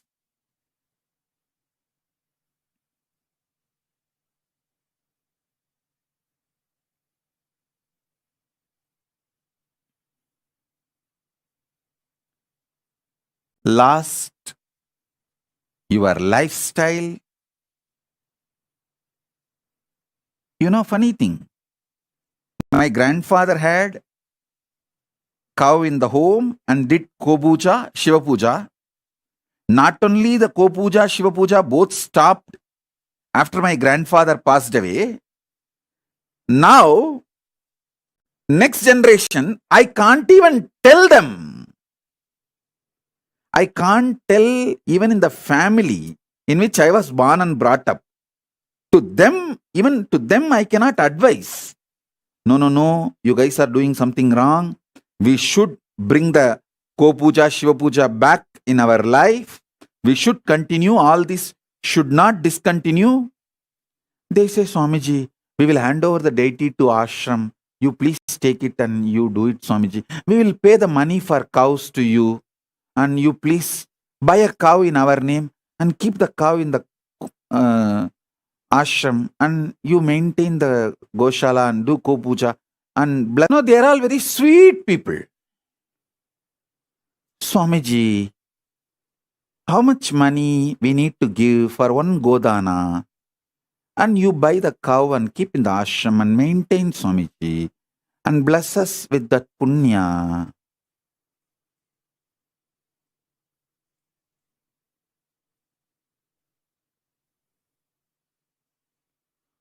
உள்ள பெக்கிறத தவிர மீதி எல்லாத்தையும் franchise பண்ணி விட்டானுங்கடா. ஆதாயம் இப்ப புதுசா ஒரு டெக்னாலஜியை கண்டுபிடிச்சு வாடகை தாயின்ட்டானுங்க.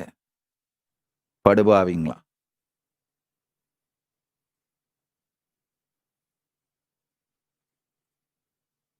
லைஃபை பிரான்ச்சைஸ் பண்ணி விட்டு போய் படுத்துக்கிறதான சுடுகாட்டுல சுகமா இருக்கும்ல.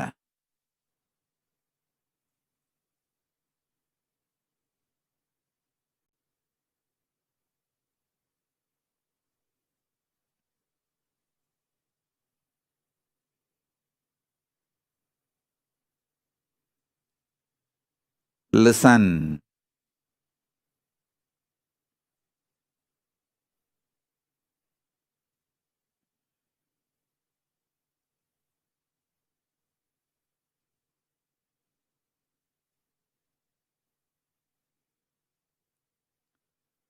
All Hindus, listen. Your negligence is crossing all limits and becoming criminal negligence.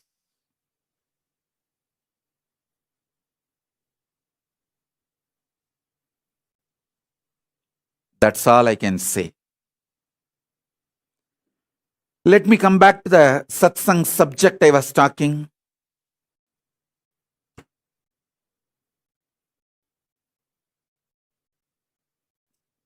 Electromagnetic force in the Brahmanda is the fear in Pindanda.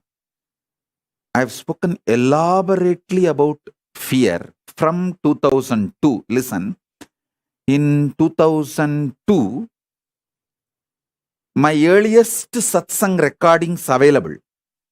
I have spoken elaborately about this fifth force from 2002, 3. You can hear my satsangs on this fifth force, consciousness. That time itself I have spoken elaborately about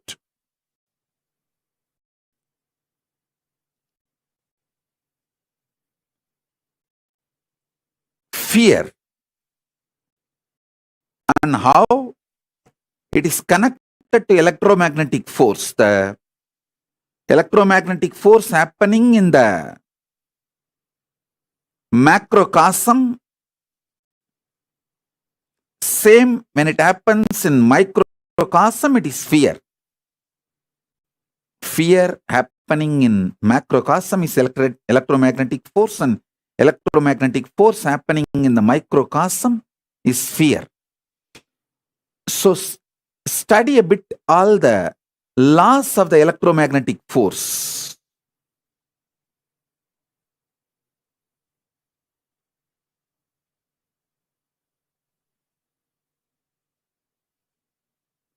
And I've elaborately defined the principle of fear from 2003, and it's all available in the YouTube. Spend little time in organizing. I tell you, if you study on your own, based on this principle, understanding electromagnetic force. You can just Google. It's not that it's all not available. Understand electromagnetic force and understand fear and try to see how it connects. When you get the clicks, it becomes part of your very biomemory. It is like you build a muscle memory with that great truth. Dinesh actually works out all the time when he is listening to satsang. I'm very happy about it because all these ideas will get into the muscle memory.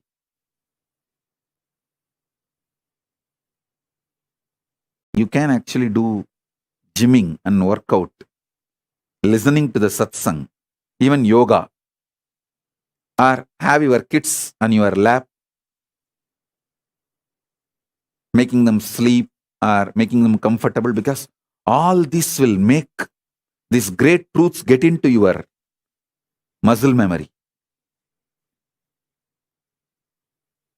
Even drinking coffee or hot chocolate is advisable during the satsang,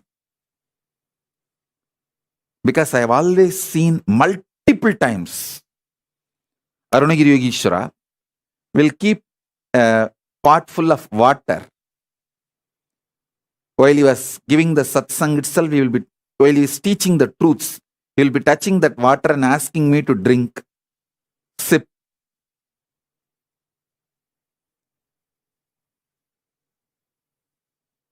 Because this satsang time, literally, your consciousness get impregnated by Paramashiva's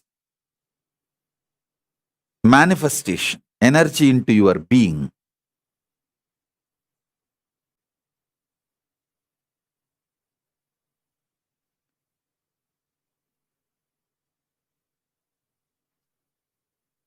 Some of the stupid, criminally negligent Hindus come and tell me, oh, Swamiji, these ISKCON people have Goshala, maintain cows, but all that takes too much time, waste of time. It is not productive. We can just buy the cow milk from the shop and from the mall and do Abhishekam. Why should we have cows?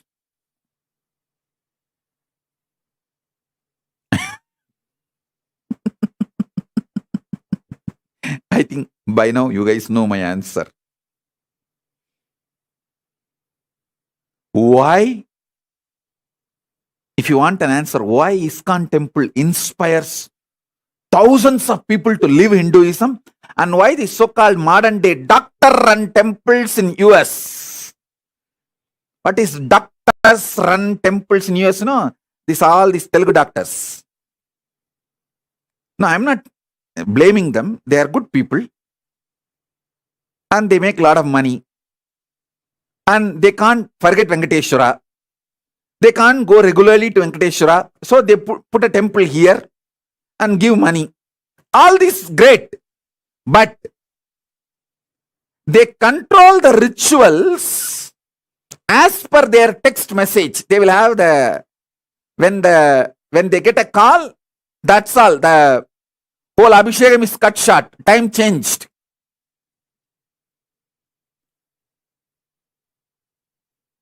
Priority is given to everything other than God. It's not actually when Venkateshwara should have Abhishekam. Ramanuja has decided already. You can't decide based on the medical emergency calls you get. If you are not able to attend, okay, go and attend your hospital, nothing wrong. But don't try to interfere with the rituals. Why these Hindu doctor-run temples are not able to inspire even their next generation to follow Hinduism? And why the ISKCON temple is able to inspire millions, not just born Hindus, even the people who are born outside Hinduism, why they are all inspired to live Hinduism?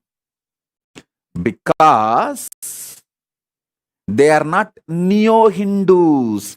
ISKCON is not neo-Hindus. They are traditional Hindus. They are reviving the traditional Hinduism. I wanted to make very clear statement. All my temples, Kailasas, all over the world should follow ISKCON's tradition of reviving the Hinduism as it is, not this neo-Hinduism. And all the shit this NRI run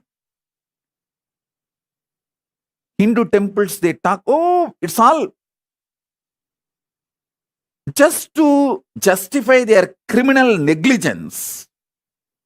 With bhakti, with deep devotion, whatever you offer to Mahadeva, he will accept. Whatever you offer it to Paramashiva, he will accept. See, Kannappan offered even the pig meat. Why? Oh God. Kannappan offered his eyes also. You also give your eyes, then give pig meat.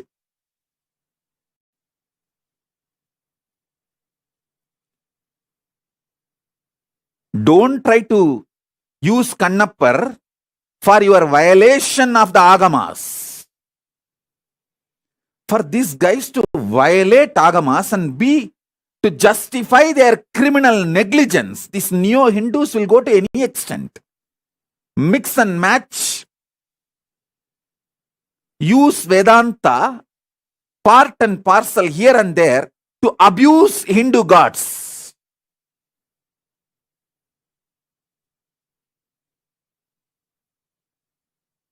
I want all my temples, Kailasas, all over the world. I want all my temples, Kailasas, all over the world. Listen to this. You will follow the footsteps of ISKCON and revive authentic Hinduism as it is from Vedas and Agamas. You will not follow the shit of this neo-Hindu modern run.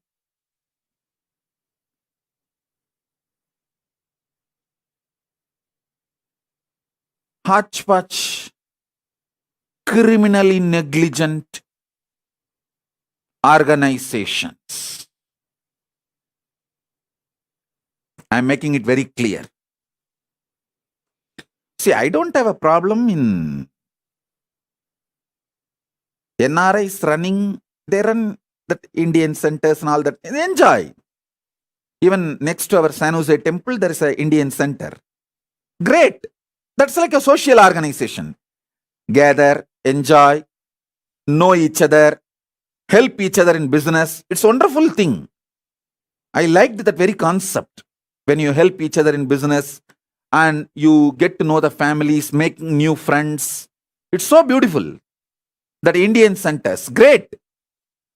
But temples are temples. The temple science is different. Don't try to make the temples as community centers.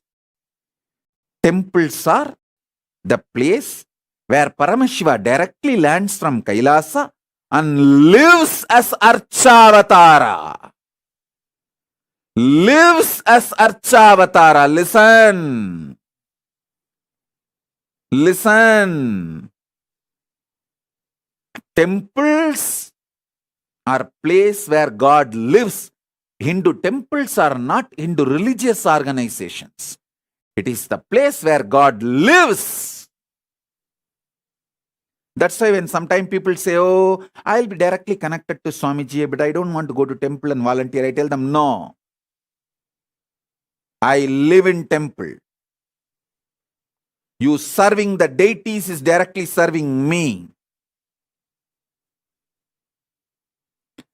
Bhakti should be deity-based, not mental-based.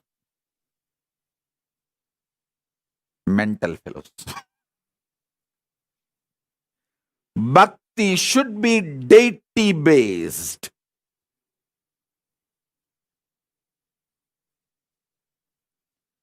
Don't use Vedanta to justify your criminal negligence. Don't use stupid ideas and principles to justify your criminal negligence.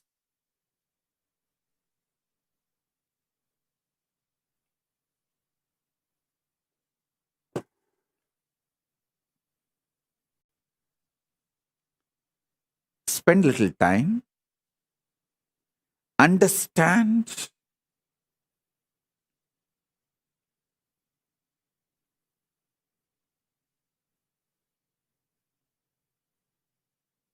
the principles of how electromagnetic waves function, how your fears function.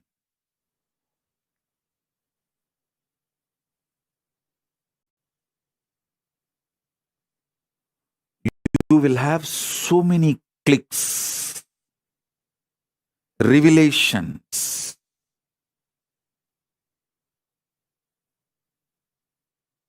Same way,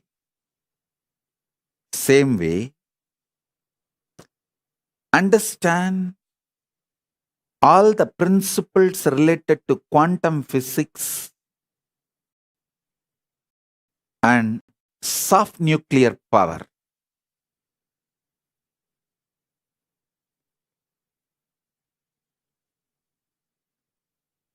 This theory about parallel universe, soft nuclear power,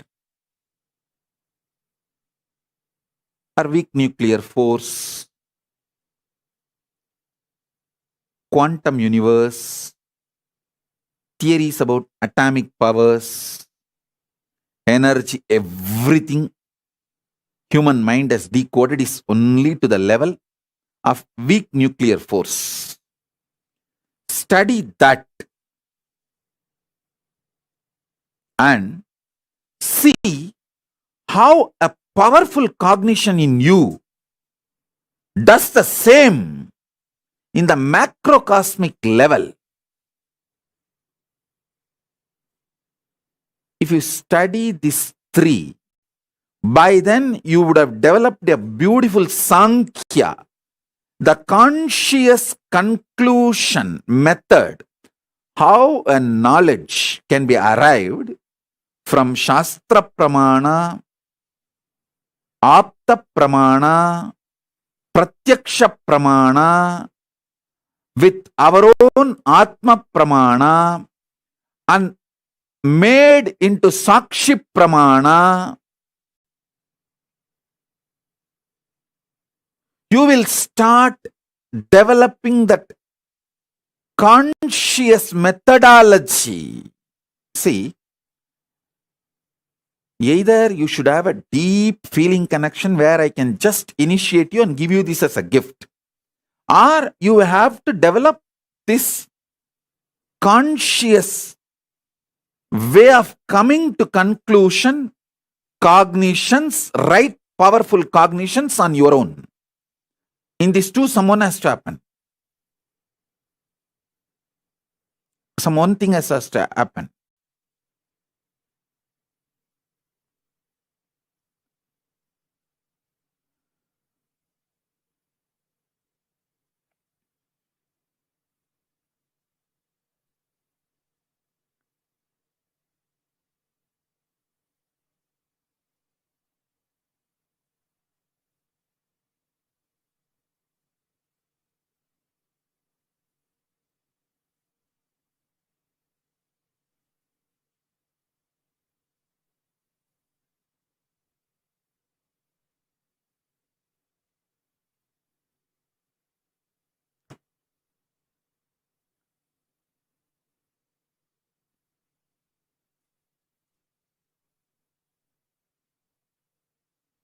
Each powerful cognition which becomes part of you stays in you forever. It never leaves you.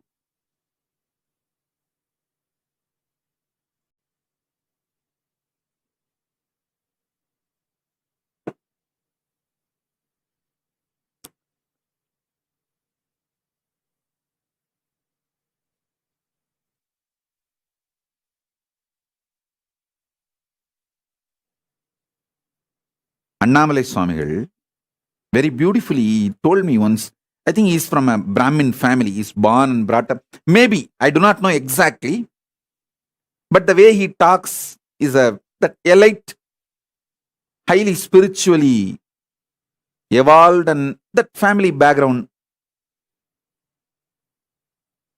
I feel it must be the Brahmin background because the language and everything.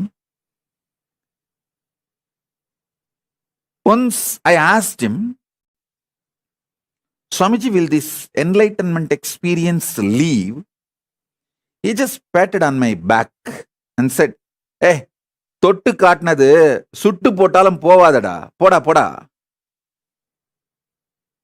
I'll translate in English. He says, once that touched you and shown as a revelation, even if you are burnt, it will not leave you. தொட்டு காட்டினது சுட்டு போட்டாலும் போகாது, போடா போடா.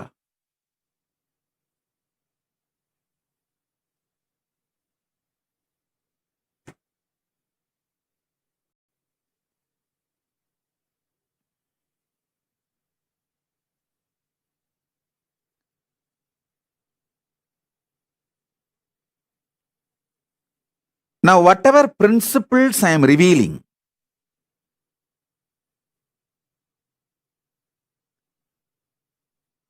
take this and do little homework. Enough we wasted our time in criminal negligence,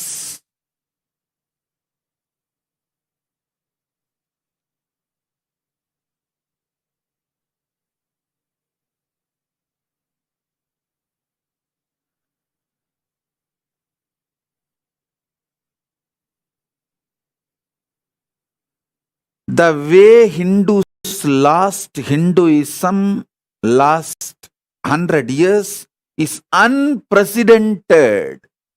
Listen, unprecedented.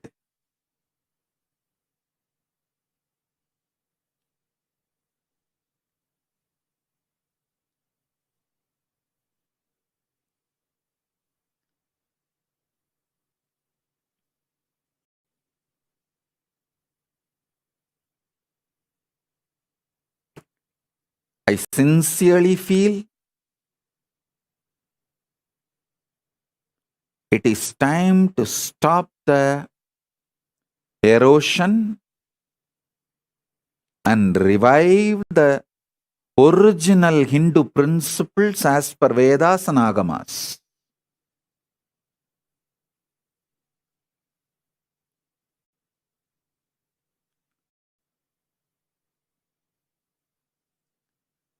So these three principles today, you start internalizing. I have a lot of references about all these three. I'll upload everything in the Facebook. Take it all and start doing Vakyartha Sadas. Then I'll give you more details about how the initiation and strong nuclear force works. Everything you know about strong nuclear force, collect them. And everything I have revealed about initiation, collect it and see how exactly this is the way your experience is.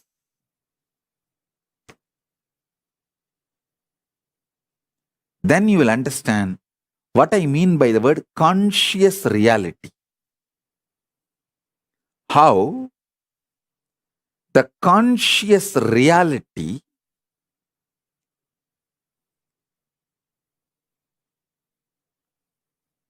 in macrocosm manifests as consciousness, and in the microcosm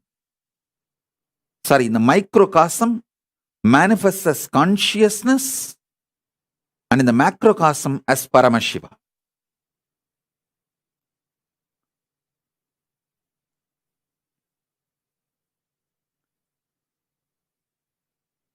You have to see my body language also, along with words. When you miss the body language visual and catch only the words, like me, how they missed it, without showing the visual, when you use only that word verbal, me, you will never understand.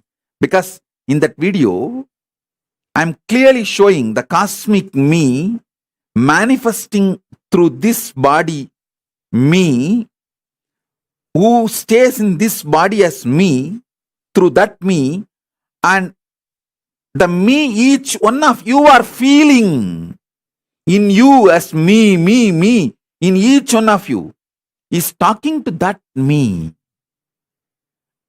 Through visuals, I am showing very clearly the cosmic me is manifesting through me, which is in this body as me, and talking to all of you who are feeling the me in you. The me you are feeling in you, to that me, this me is talking. If you miss the visual and just get the verbal, you will miss the essence. That's why all those trolls, abusers, they take only the verbal. They don't show the visual. Because if they show the visual, then they know, then people will know that what I am talking is the greatest cosmic revelation, the greatest truth from the Vedas, the Shuddhadvaita Satya. When they don't want people to understand this great truth, they just pull only the verbal and words, and that also they distort it and cut and paste and misuse, abuse. Anyhow, forget about them.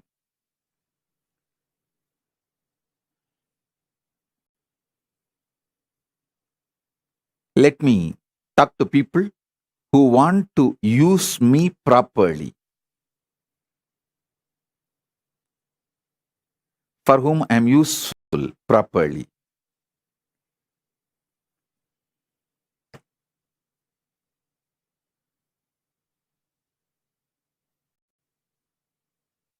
Fifth force,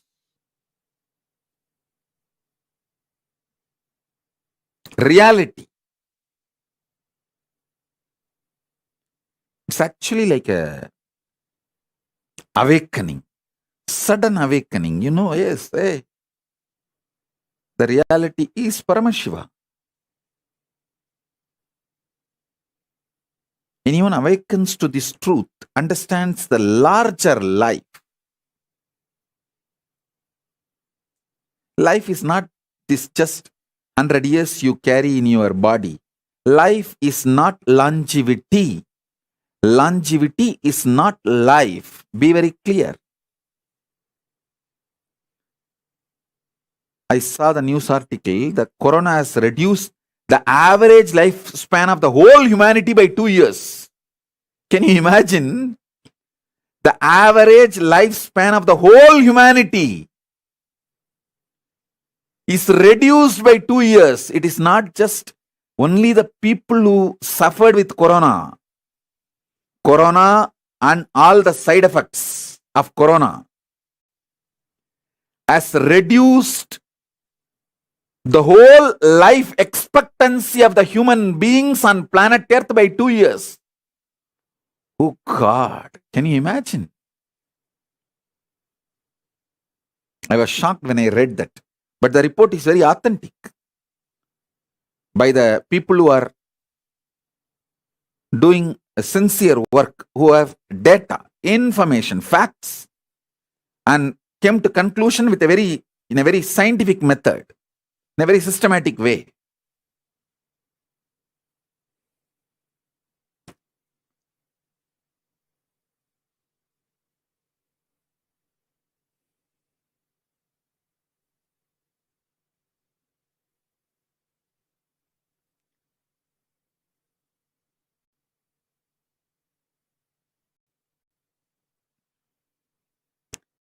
Reality. Reality. Listen. reality is beyond deep sleep, dream, waking state. It is just real. Just few days before, I saw real. I was walking in the streets of New York. Somebody told me this is the street Prabhupada used to do kirtan, and he used to walk in the streets and do kirtan. I immediately bent and touched that road and bowed down and put that dust on my head. I saw it is reality. So I know very soon I'll be visiting New York, especially that same street I'll be walking and touching the road in which Prabhupada used to walk and have kirtan.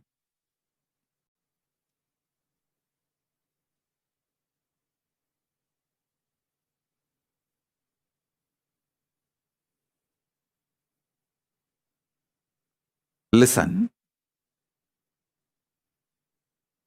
reality is not deep sleep, dream state, waking state. It's beyond these three. I can say all these three are included in reality, but all these three does not complete reality. See, you can't say just the deep sleep, dream, and waking state, all these three put together as reality.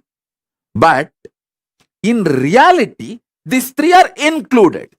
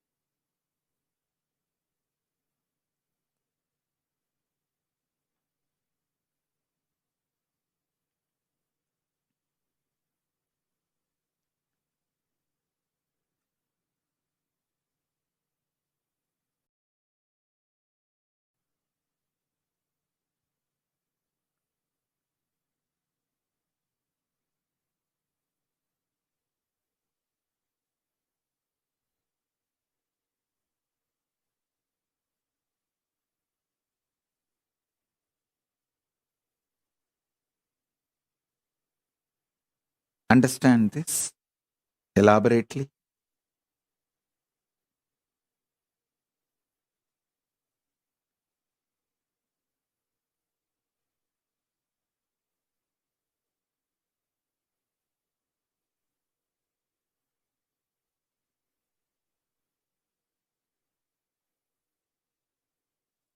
If you walk through the Sankhya, the conscious cognition process, that's the exact translation I will provide for the word Sankhya. Sankhya is not mind building method, it is conscious cognition building method, conscious cognition conclusions building method.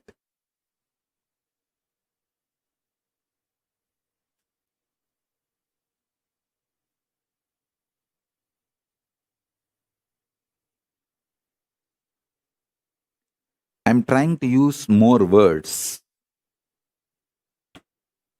to point the space. Actually, it's like a silver lining of the cloud. The silver lining defines the cloud because the cloud cannot be described or defined. I'm actually putting the silver lining, defining the silver lining So through which you can understand the what I am trying to demonstrate, what I am trying to highlight. Only the silver lining can be explained, not the cloud itself. Same way, I am explaining the borders. So you will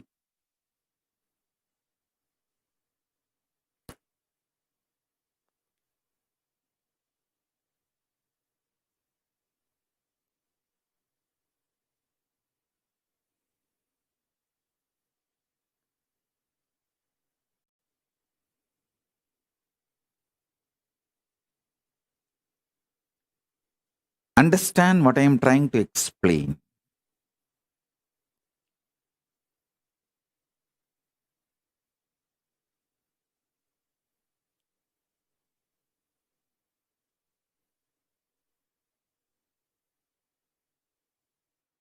I'll actually continue to answer your questions live. I'm seeing questions from Facebook, YouTube, Twitter, WhatsApp, Instagram, everywhere. The live questions. Ma Nitya Priya Premananda is asking, I sometimes have dreams about you. How to know if this is a dream or reality? Listen. This answer is for all of you. Listen. When you remember the dream back, do two things. Try to remember whether it was color dream or black and white. If you feel you are able to remember the colors of the dream, it's a vision. Second, try to remember what is the smell you felt at the time in the dream. If you are able to remember the smell, relive, re-experience the smell of me which you saw in the dream, which you experienced in the dream. Be very clear, it's my darshan. I have come to you.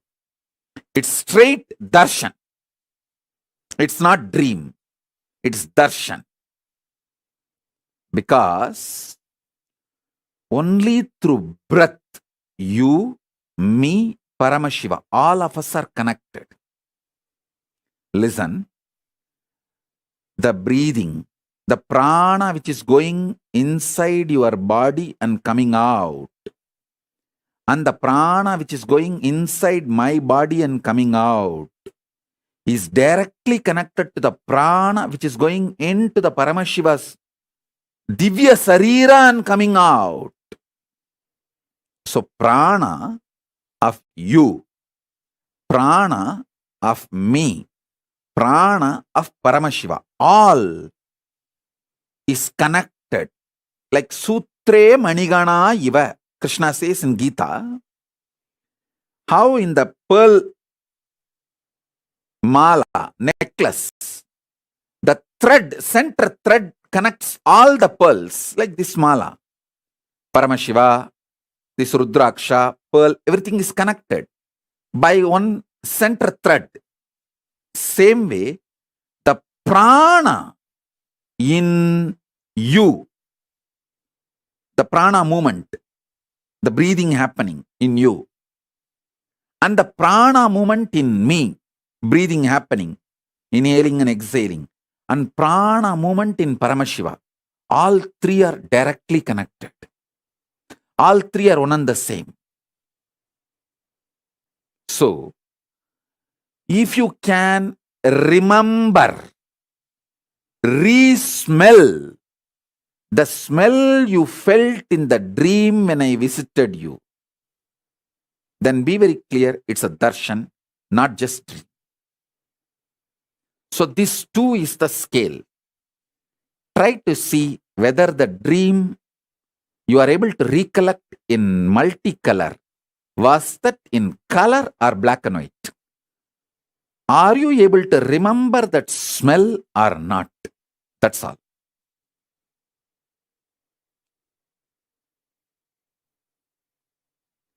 Mohit Gupcham Chandani is asking, Nithyanandam Swamiji, electrostatic force acts between opposite charged particles.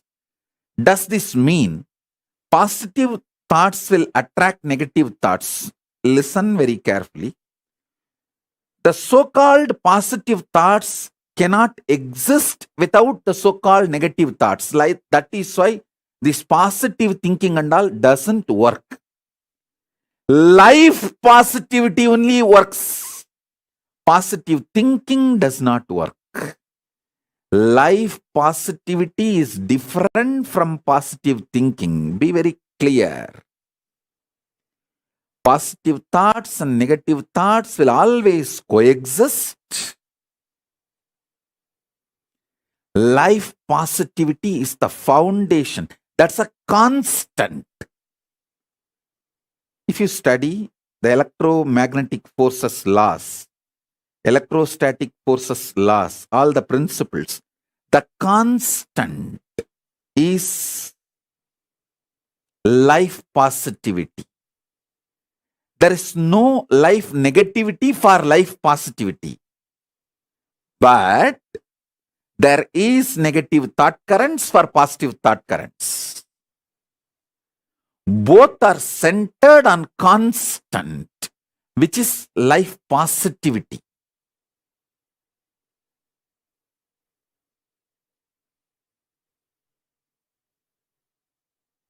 So please understand.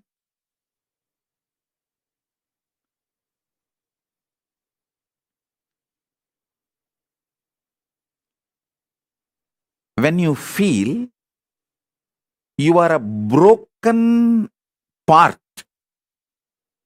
you will always be afraid of the other pieces. If you know there is a constant which is in you, how much ever you have self-doubt, self-hatred, it will not go beyond certain limit. See, there are some people, they know, I fight with my husband, I fight with my wife, but I will never go to the extent of divorcing, leaving them. So that is what I call, even for your negativity, there is a limit. Even for your negative thoughts, there is a limit. Even for your self-doubt, there is a limit. So that self-doubt will have a self-confidence. Self-confidence will generate sometimes self-doubt. But both finally is established on the self. When you know that self's quality, that is life positivity. Self-doubt or self-confidence is like a self-doubt is negative thoughts, self-confidence is positive thoughts, but self is constant. If you know the self is rooted in consciousness, it is like a constant rooted on infinity. The constant, the principle of constant, rooted on the principle of infinity. Understand? Any one of you do little research, spend 3 months on this one principle. Principle of constant established on the principle of infinity, you will get Nobel Prize. You will get Nobel Prize because you will be revealed the science of number, exactly the state Ramanujam experienced. What the Mahalakshmi, Rajagiri Tayar revealed to Ramanujam, that space I am revealing to all of you. Understand and study. Spend a little time on what is the principle of constant and what is the principle of infinity as per the modern day maths and as per the Western science. I am telling you, this is from the Eastern revelations, the Vedas. The constant, the principle of constant is self, it is established on principle of infinity, which is consciousness. Principle of infinity is consciousness. Principle of self is constant. The constant is established on infinity. If this clicks in you, you will master number. Whole universe is nothing but number. Whole universe is just number. Number is a living God. Whether human beings, siddhas, rishis, devatas, all is just number. Number, that's all. You may be one, the code number for the human beings, like how the unique code number is there all over the world. Same way in the cosmos, there is a unique code. For human being, there is a code number. For siddhas, there is a code number. For devatas, there is a code number. Just understanding the number, you will have the revelation about the number. The moment constant is established on infinity clicks in you. Self is established on consciousness. Constant is established on infinity. Constant cannot exist unless it is established on infinity. Self cannot be self unless it is rooted, founded, sitting on consciousness. What Namagiri Tayar, Mahalakshmi Devi, revealed to Ramanujam, I am sharing with you all.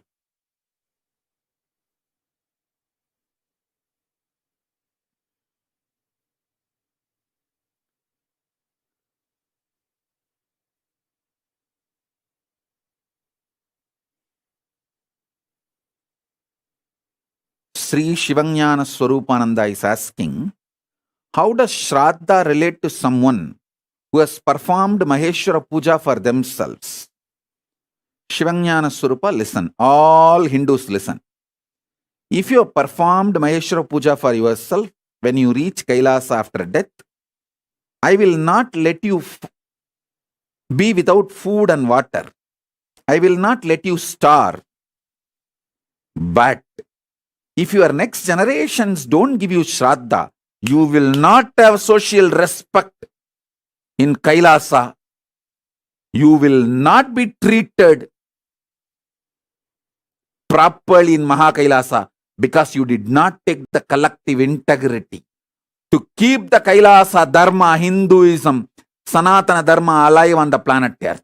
You fellow need to be punished for the criminal negligence. Take responsibility for your next generation to keep practicing Sanatana Hindu Dharma.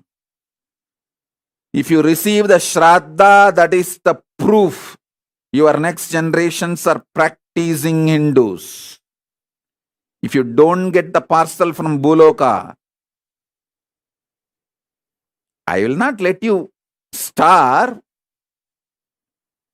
It's like in old age home, when you get gifts from your kids, how among the oldies you get little respect. Wow, still my son cares about me, still my daughter cares about me. I got a flower bouquet, I got a iPhone, I got a muffler.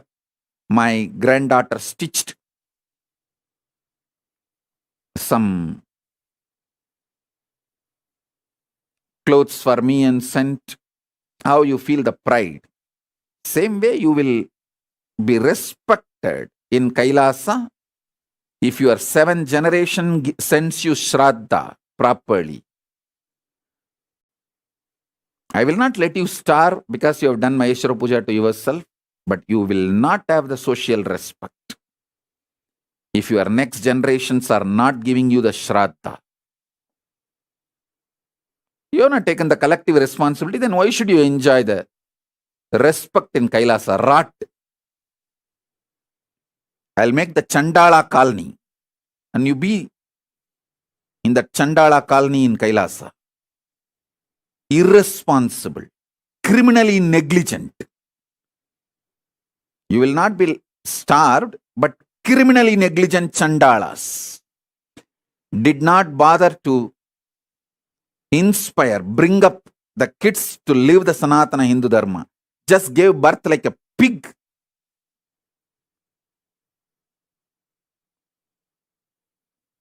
Used the other body for sexual pleasure and gave birth, but did not take the responsibility to transmit this great cosmic science and bring them up, dumped them. Then why should you have a respect in Kailasa? Be in Chandala colony. Separately, criminally negligent Hindus will have a separate colony, separate place.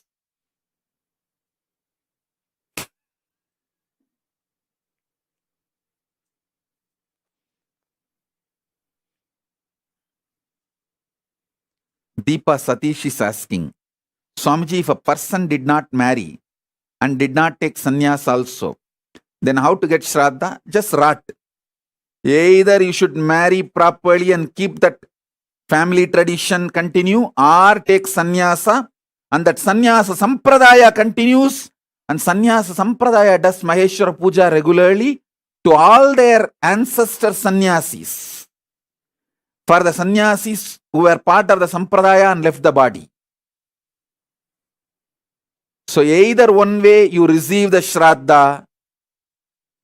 If you have not done both, then rat. You have no liberation, you have no mukti, and you have no place in Pitruloka. Be in Batala, dark worlds, and rat.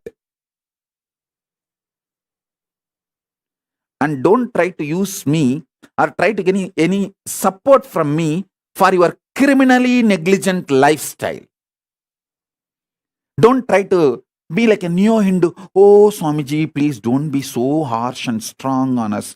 You just tell us, give us some consolation. It's okay. You can chant Rama Rama 2 times. You can chant Krishna Krishna 3 times. You can chant Shiva Shiva 4 times. That is enough for your liberation. Actually, you don't even need to chant the second time Shiva or second time Rama. Just one Rama is enough for liberation. If you have that kind of an initiation and conscious reality. And when you don't have that conscious reality and initiation, don't try to use those statements to justify your criminal negligence. The shitty neo-Hindus using all the great Vedantic principles to justify their criminal intelligence and trying to teach me Hinduism.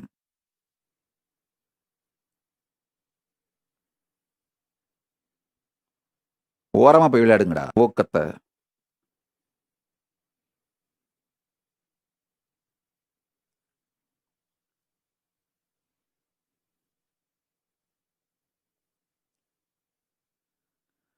Kela Browserd is asking, what if you don't have a children and you are the only Hindu in your family?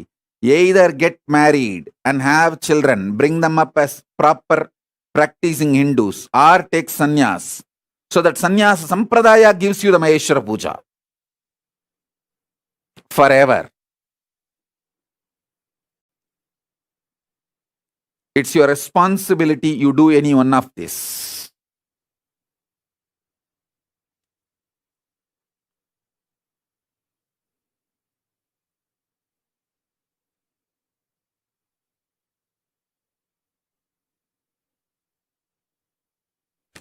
Sona Kamath is asking, is it important to know about our past lives? I tell you, unclutch deeply, you will know about your present life. Present life is nothing but the extension of the past life. So whatever you need to know about the past will be revealed to you. So you can build your future. That's all. Next question. Shachi Aranke is asking, beloved Swamiji, how do we know the difference between delusion, fantasy, positive visualization, Satya Sankalpa? Shachi, listen. Shachi, are you there? Listen. Delusion means just intensely packed negativity, not even a ray of positive hope. Fantasy means a pendulum between this reality and greed. The extension of the reality you experience into the zone of greed, like a pendulum is oscillating between reality and greed. The end of the greed, end of the reality. The pendulum oscillating between these two is called fantasy. So maybe you can understand this word. See the Jagrat state, waking state. That's what I meant by the word reality, not the conscious reality. Waking state and deep sleep state. The pendulum oscillating between these two is called fantasy. Then the third word you are asking, positive visualization. The pendulum oscillating between waking state and turiya is positive visualization. You are positively, consciously constructing it. When you try to visualize, you are with 25 heads, 75 eyes, 50 hands, Paramashiva. A positive visualization. It is like a pendulum oscillating between waking state and turiya state. So listen, pendulum oscillating between waking state and deep sleep is fantasy, and pendulum oscillating between waking state and turiya, conscious reality, that is positive visualization. Satya Sankalpa is more like powerful cognition. You just know this is it. This is it. Conclusive, powerful cognitions are Satya Sankalpa. That's all. This is the definition of these 4 words. So with this definition, you can see very clearly the difference.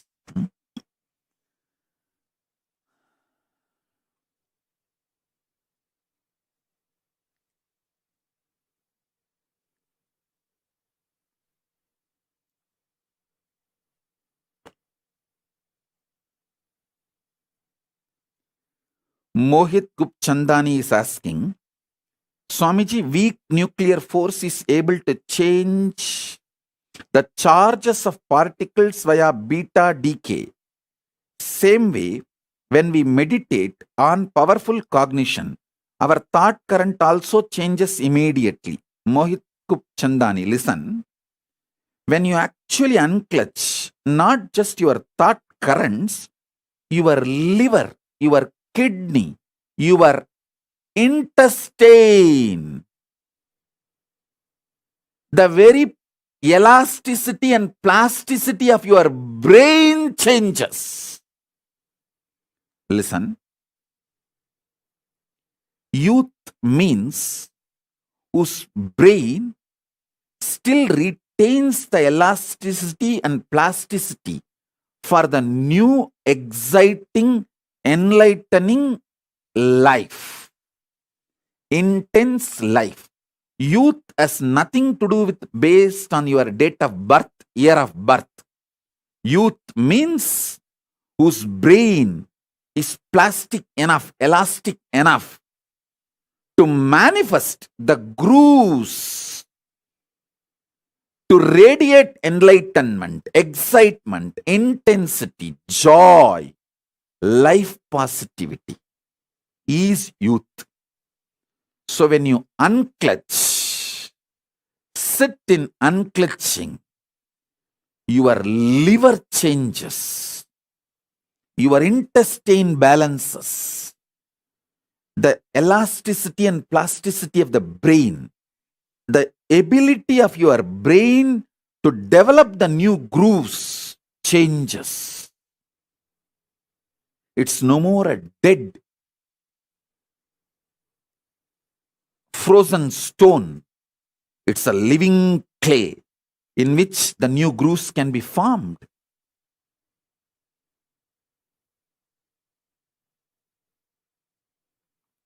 Youth is a person who can get inspired, who can get excited, who can really awaken himself for developing the grooves of enlightenment.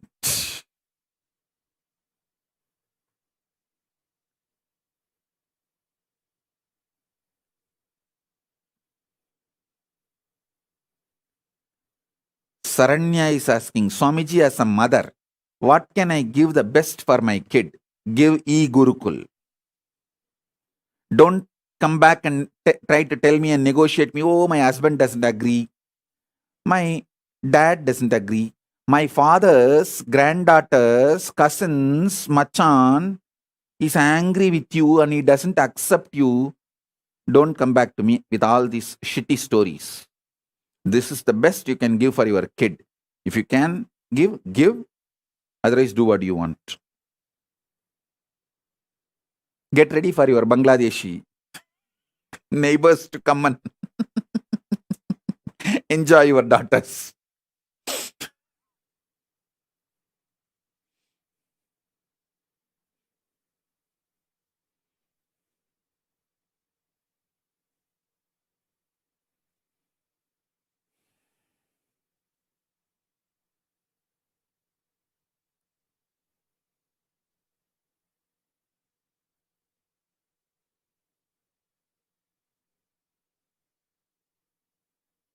It is so sad.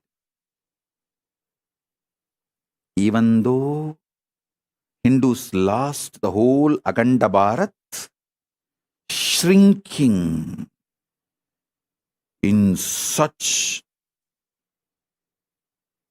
terrorizing speed in last 100 years. And still these fellows are, oh, Sanatana Hindu Dharma cannot be destroyed. It is Sanatana means eternal, jing jing, jung jung.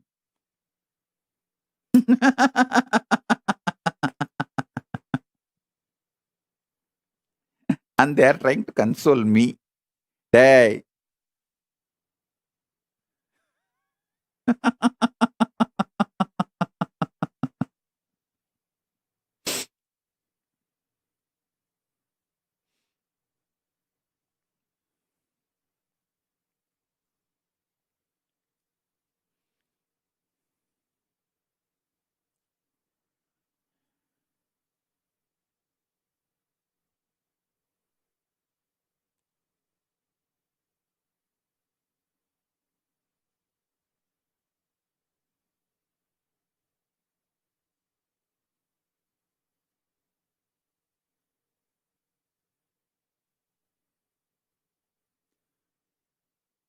Shalini Viswanathan is asking, can girls give Pinda Darpana for parents and ancestors?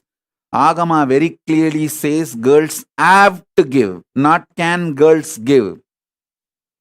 I do not know about how this idea girls cannot do Shraddha or last rites got into the so-called Neo-Hinduism. There is enough agamic reference. Even the other day, Ma Achala and Pranapriya pulled out. I have a clear Shastra Pramana.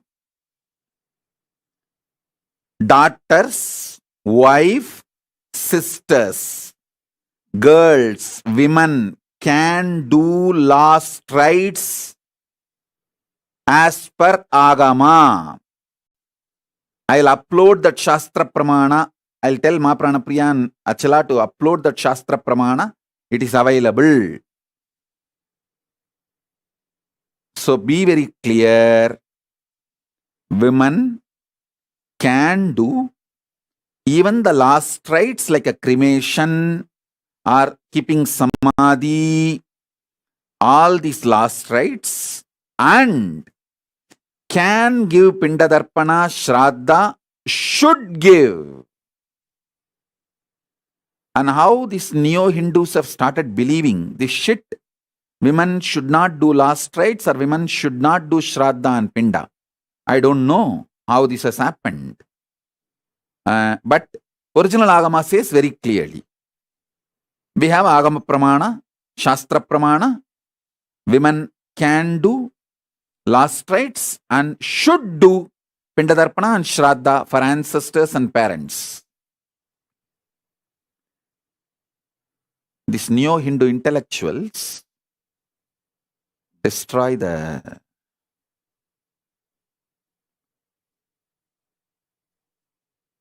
original Hinduism.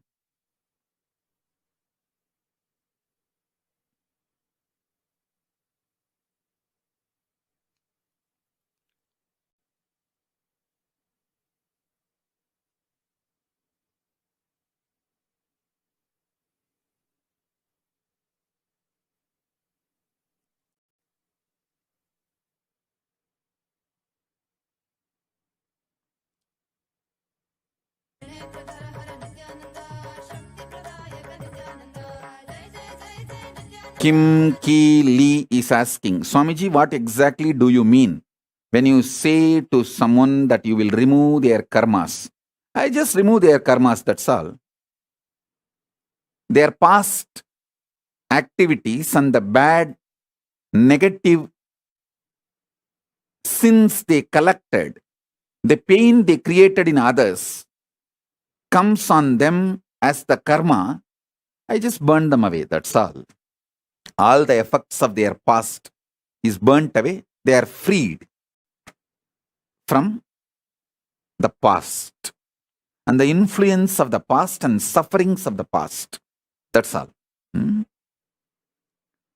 Sharmila Rajendran, how to convert the fear energy to my advantage in everyday life? Simply decide to unclutch. Ferociously unclutch. Arrogantly unclutch. You see, how arrogantly you fight with your spouse, husband. How you don't give up. Same way, just don't give up to your fear. That's all. Treat your fear as your spouse. That's it. How you sit and plan even when he or she is not there. What all arguments you should throw when he comes back, when she comes back. See, you spend certain time fighting with your spouse. All the remaining times you spend in preparing mentally for the fight. Same way, don't give up. Don't bend in front of your fear. That's all. Treat it like your spouse. You will suddenly see the fear disappears and it loses power over you. That's it.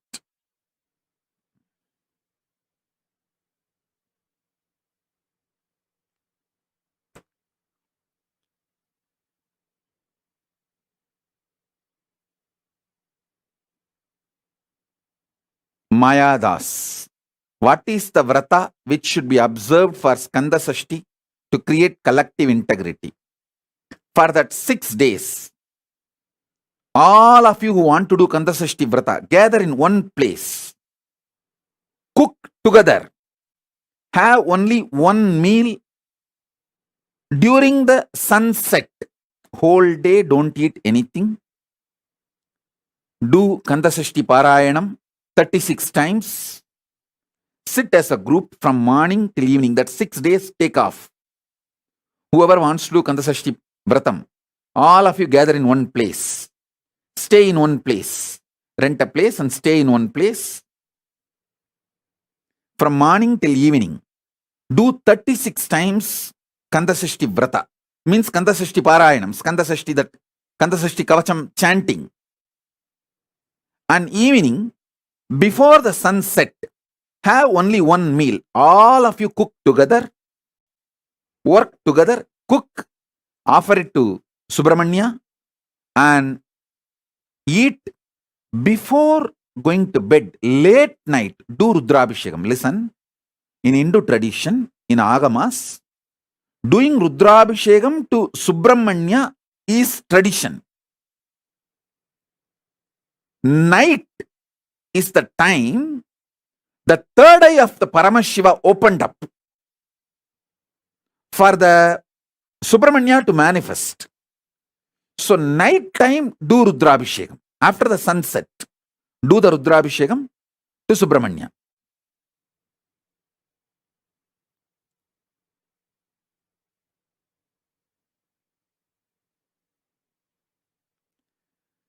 Ma Shuka Yoga is asking, girls can go to temples during menstrual time. No. Any temple gives as a rule in their pattadi. See the prana pratishta, whoever has done the prana pratishta of the deity, they make the pattadi. If that temple's pattadi does not allow women during the periods 3 days to come into the temple, you should not go. And if you ask me, I will tell not only you should not go to temple, even inside the home, you should isolate yourself. You can go to your personal puja room, like a Atmartha puja, you can do. You should do Atmartha puja. That is okay. But you can't go to the place where Parartha puja happens. If that pattadi is ban you entering, so you should follow the pattadi of those temples.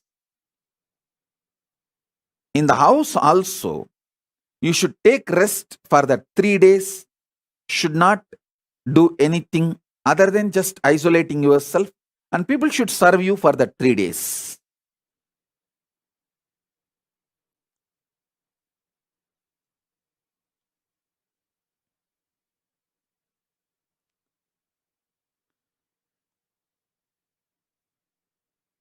Shachi Arange is asking, can women do Gayatri mantra, other Vedic mantras? Yes.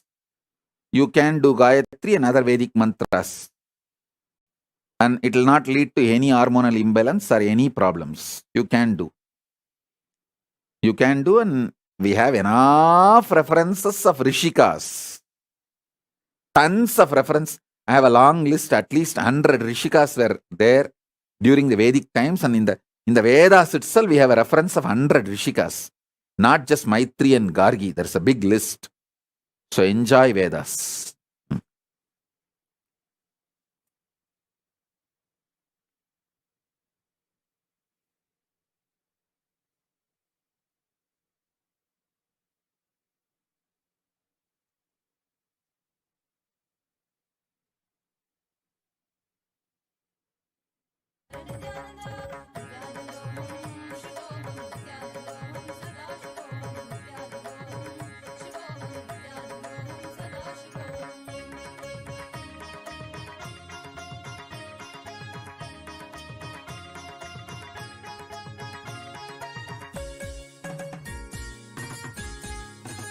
Saranya Tatpurusha Shivashakti is asking, give me spiritual name.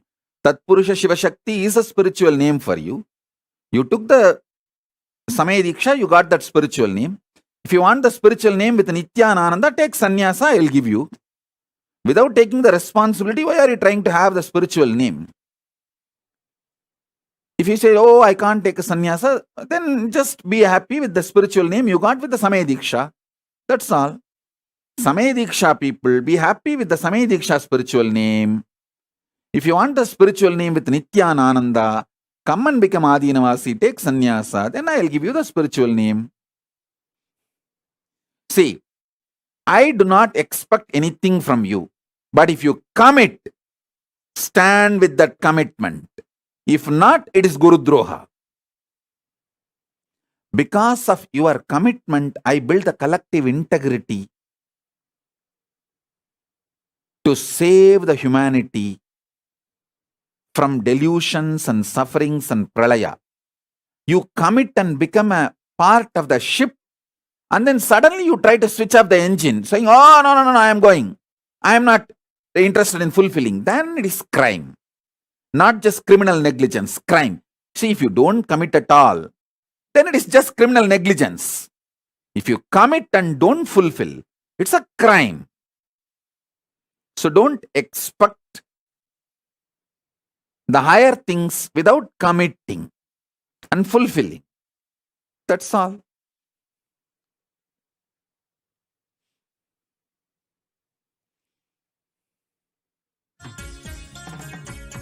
अब देखो ये कैसे देखे पट्टी बंद कर आंखों पे हर बाधा हटा कर सब दूर दूर जो है कह जाएंगे कि सब देखते रह जाएंगे त्रिनेत्र जागरण जो इसे कहते हैं कथाओं में जो सुनने को मिलते हैं कहने में जो लगे नहीं इतना आसान just chill इतना भी नहीं मुश्किल बात बनेगी संपूर्ति जब साथ है तो आओ एक दीक्षा की तो बात है सारी दुनिया में मगर एक ही इंसान उप्स नॉट इंसान ये है भगवान. Om. Ma Durgananda Nitya Durgananda is saying, I am part of your ship.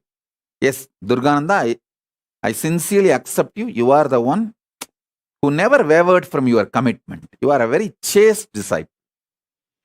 Very highly committed, not only committed and integrated and just waiting for my command. I know. And you are really real. And chaste disciple. True. Not hypocritical, very true. And you are part of my ship. I'll call you to Kailasa soon.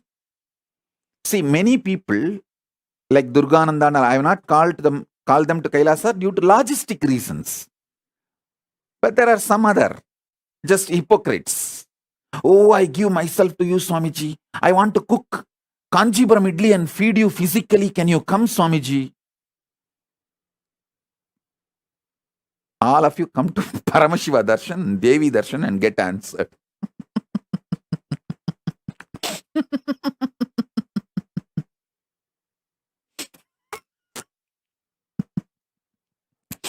They will answer you. देखो ये कैसे देखे पट्टी बंद कर आंखों पे हर बाधा हटा कर सब दूर दूर जो है कह जाएंगे कि सब देखते रह जाएंगे त्रिनेत्र जागरण जो इसे कहते हैं कथाओं में जो सुनने को मिलते हैं कहने में जो लगे नहीं इतना आसान just chill इतना भी नहीं मुश्किल बात बनेगी संपूर्ति जब साथ है तो आओ एक दीक्षा की तो बात है सारी दुनिया में मगर एक ही इंसान उप्स नॉट इंसान ये है भगवान. जय जय जय जय नित्यानंदा जय Shiv Shankar Nityananda. Ma Durgananda, surely Kai will be with me. You and Kai both will be with me because he is connected to me. He is connected to me. Even in the parallel universe, he is connected to me. Don't worry.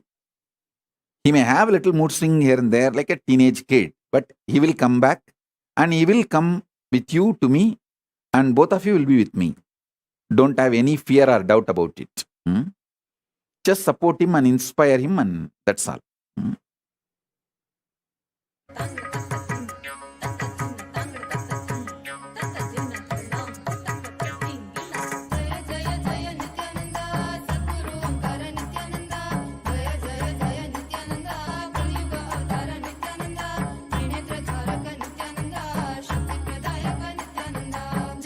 Yes, I think. Okay. So, my blessings. I'm planning for every day.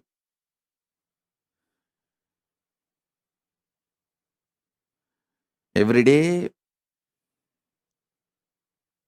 one satsang, one Paramashiva Darshan, one Paramashakti Darshan. 3 every day. That's the way I'm planning my schedule. Soon we'll start it. We'll start soon. And Kailasa has got now broadband internet permanently at multi-level. So we'll be able to do it. So with this, I bless you all. Let's all radiate with integrity, authenticity, responsibility, enriching, causing, living Paramadvaitam, Shuddhadvaita Saivam, the state, space, powers, being, super consciousness and Kailasa of Paramashiva. Paramashivoham. Om Nithyananda Paramashivoham. The eternal bliss Nithyananda. Thank you. Be blissful.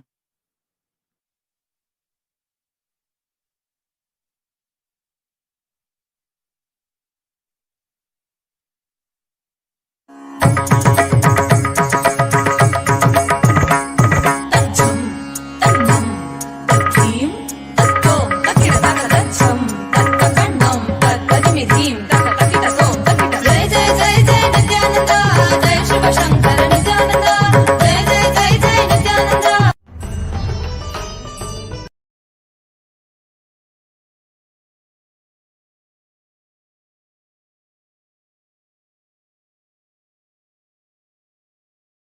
Important cautions.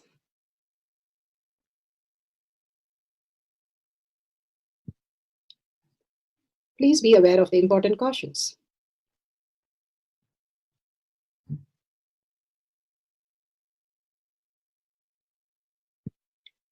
What is spa manifestation? Let's Your chemicals and hormones ups and downs, it is powerlessness. When it happens in you out of your free will and conscious, when you enter into sleep, it is powerfulness. When you fall into dream, it is powerlessness. When you Turyatita in your whole being and doing, manifest all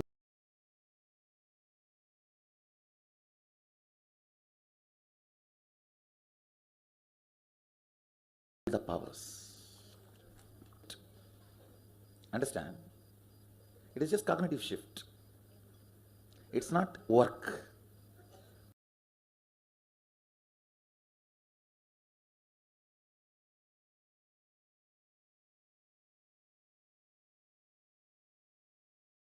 Work is a 4-letter word. Playing with being alive. Static matter, dynamic activity listens to you. Everything decides as you want. Power manifestation is cognitive shift, raising your frequency, not work. now let's understand who is Paramashiva.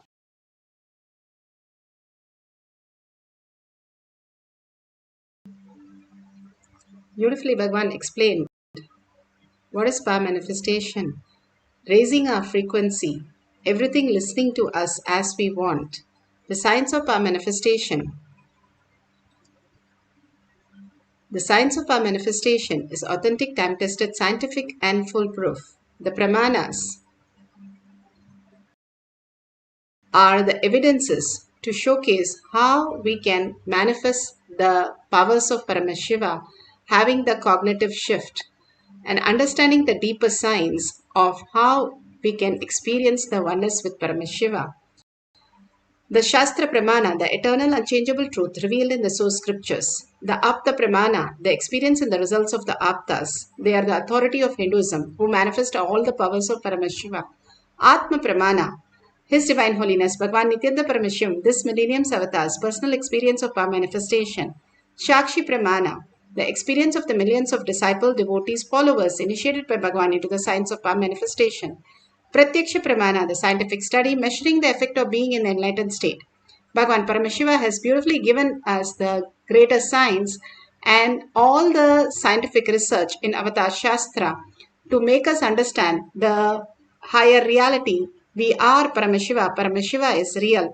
And each one of us can experience the Paramashiva space as our reality.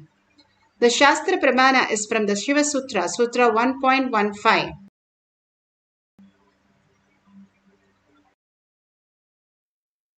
Bhagwan tells about different level of mind conditioning. Let's go to the Shastra. The Shastra Pramana for the power of mind reading is taken from the Shiva Sutra, Sutra 1.15.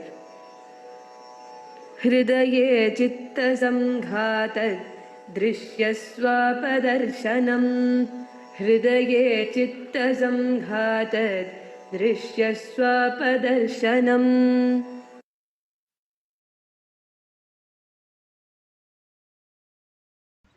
Bhagavan Paramashiva says, when the individual mind is united to the core consciousness, every observable or objective phenomenon, and even the absence of the every objective phenomenon, is directly experienced as a form of consciousness and appears its existential reality as it is. Bhagavan Paramashiva clearly says how the individual mind is united into the core of consciousness. As long as we are in the materialistic world, we are engaged with the outer world reality as our identity. When we lose something or lose somebody, we create a huge gap, huge space.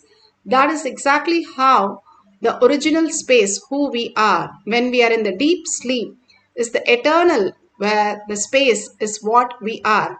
We are looking for the 70 years of a life that Bhagavan is saying again and again, which is a delusion which will just disappear in no time. And simply we are again in the birth and death cycle. Out of the 84 million species and 8 billion people, we have been the chosen one to be here to listen even to the greatest science. We have attracted to the greatest science, now coming here to the greatest possibility. If we do not take the higher steps of integrity with the Paramashiva space, we are going to lose out again and be into the birth and death cycle. The mind is having the birth and death cycle. And again, when the mind assumes itself, again and again, it is going to cause us into the delusion and we get into the suffering and pain and all the miseries. Again and again, living that nothing is happening in this world which is suffering, or it is not a big deal, all this suffering is for everybody. That is not true. The reason why we are here is to experience the eternal bliss. Everything that we need to experience, that we are a conscious being, we are Paramashiva. Paramashiva is real, and that is how we are experiencing ourselves. Including the plants and animals, all of them go to the deep sleep every single day without boredom or tiredness. If you are having so much fun and everything is fine, then why do we sleep? Because we want to get rid of that fine space, but be in the Brahman, the Paramashiva space, at least few hours. We ourselves contradict ourselves if we say Paramashiva is not real, because who we are, the very existence that we are, is Paramashiva. And that is what we experience in the deep sleep. If we can experience that in the awakening state, the waking state, we become the awakened state. We become the consciousness. It's a science and it is still happening in us. It is not something as we have to experience. It is something we have to recognize ourselves in such a way that we understand the higher reality, who we are. Again and again, Bhagavan gives us the higher definition for us to understand and start living that cognition. Once we start living, we recognize more of it. Even in outer world, if you want to go into the moon, you get prepared for at least 20-30 years to experience the higher science and go into the moon, the gravitational force and all the force, that you do the whole experience living in the NASA and literally experiencing the higher reality. Same way Bhagavan says, once you are in the space of oneness with Paramashiva, continuously holding that you are consciousness, you are the spirit, you are the higher frequency, you're not just the matter, materialistic world. If you can understand that you are not just the matter, you will be experiencing the higher reality. We are much more subtle and subtler, and what we can experience is higher consciousness. That is what Ramakrishna Paramahamsa and Vivekananda, all of them experience. Vivekananda first did not agree with Ramakrishna Paramahamsa that we are God. When he asked everybody, where is God? Show me God. We are the space. It is not somewhere else that we have to find. We are that. And we have to create a space for us, the weak nuclear force, for us to get the initiation of the strong nuclear force. If our nervous system or the mind is not capable to understand this reality, Even Paramashiva comes and stand in front of us, we'll be asking for gold, not for Paramashiva, because we are in the materialistic world. And simply we understand and unclutch. The unclutched space is nothing but how you go into the deep sleep where nothing, no seer, no seen, nothing exists other than you. That I will simply merge into the Paramashiva space and you can experience the oneness. Bhagavan beautifully says, when somebody asks Bhagavan, what is that you experience or your identity is, he says very clearly, other than Arunagiri Yogeshwara, I don't know who I am. I have no identity of that. When Ramana Maharshi was asked the same question, he showed a barrel and said, that must be Ramana. And who he is Arunachala, he says. All of the great Mahatmas, saints, Paramamsas, again and again refer that Paramashiva is real. When you become empty, simply they can flow in you and you become free will. Whatever you want gets manifested as reality. And much more happens as your reality. When we are caught with the fear and greed and continuously fighting with the delusion in Maya matrix, either accepting or rejecting, we are getting clutched the whole thing. When we unclutch and create a space where there is nothing other than I exist, the Paramashiva space exists, you can experience the higher reality as consciousness. Bhagavan beautifully gives the Apta Pramana for us to understand how Raghavendra lived. Raghavendra's mutt, still in Vrindavan, you can go and hear the sound of his japas that is happening in the inside the Raghavendra Mutt, where the Jiva Samadhi is, and still you can hear the chanting that he is doing. All these great Mahatma, Tyagaraja, every single day he was chanting the Ramanama 1 crore time, and all the time he spent was in chanting continuously. Ram Surat Kumar continuously chanting, Sharada Devi continuously chanting. These Ajaba Japa raises our frequency again and again, holding us into the higher cognition. Paramashiva is real. More and more, when we align to the higher science, we experience the greater reality. When his guru, Sudindra, Tirtha, he goes and asks the deity, Vishnu deity, Krishna deity, who would be his next successor. And simply Venkatanada, which is Raghavendra's previous name, had come in the card that he placed in front of the deity. So he calls Venkatanada, who was married, to leave everything and to take sannyas. And when he took sannyas, simply he became the Raghavendra, the ultimate mission, what he came down for, manifesting as higher science. All these greater saints and rishis and munis come down as avatars to showcase what our possibility is and how we can be led into the superconscious space. And millions of them they liberate. If we align to that beautiful space, we are liberated from this birth and death and go beyond all this, taking sannyas or living as grahastha, committed to what Paramashiva says in simple integrity and simple obedience. As whatever Guru says, the Guru first tells him to get married and he gets married, and the Guru tells him to leave his child and his wife when they were completely in poverty and come and take sannyas.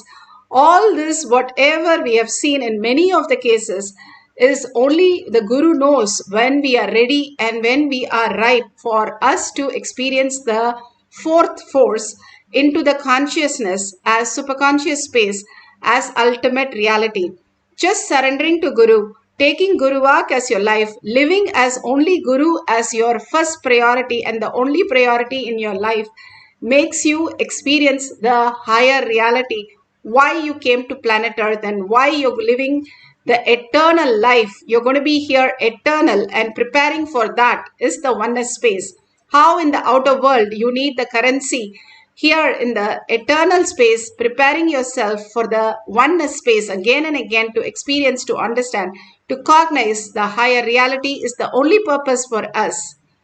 Here Bhagavan himself explains how each one in a village were able to manifest huge powers, just a simple integrity, and how we can experience the higher signs, even one dimension of us. If we experience, we'll understand Paramashiva is real, and Paramashiva is reflecting in my brain as my consciousness as a reality. Do not think he is a fake the moment you see him. Don't judge. He may be having one altered state of consciousness. There are millions, especially in Indian villages, who have one state of altered consciousness. Means they will be able to handle one extraordinary power. In Karnataka, there was an elderly man, his name was Kasagowda, means Mani Gowda, literally if you translate. His speciality was anybody having any fracture, pain, anything, he will just keep a 25 paise coin. India's 25 paise coin, which is like a less than 1 cent. Indian rupee itself now less than 1 cent, that is different. Okay. Less than 1 cent. There is a penny. He used to keep the penny and put a band-aid, it will become all right. And the funny thing is when he will ask us only to bring the penny. Our own penny when we give, when he keeps on our skin, it will stick to the skin. If you keep, it won't stick. So I heard about him. And I had a devotee from Salem suffering with a hand pain for quite a number of years. I tried my best to heal him, maybe more than a month. Every day I'll heal him. I could not do. I could not heal. Then I thought it's something to do with bone fracture. I'm not able to do anything. Maybe I'll have to take him I'll have to tell him to go for allopathy. Just 2 days before I heard about this Kasagowda, I took him. He was living in just half an hour drive from our Bidhi ashram in a remote village. Per day, 10,000 people used to come to him. Please understand. He will not charge anything. Morning, around 4 o'clock, he will do his puja. He is a devotee of Kalabhairava. All the Gaudas in Karnataka are followers of Kalabhairava, Shiva's followers.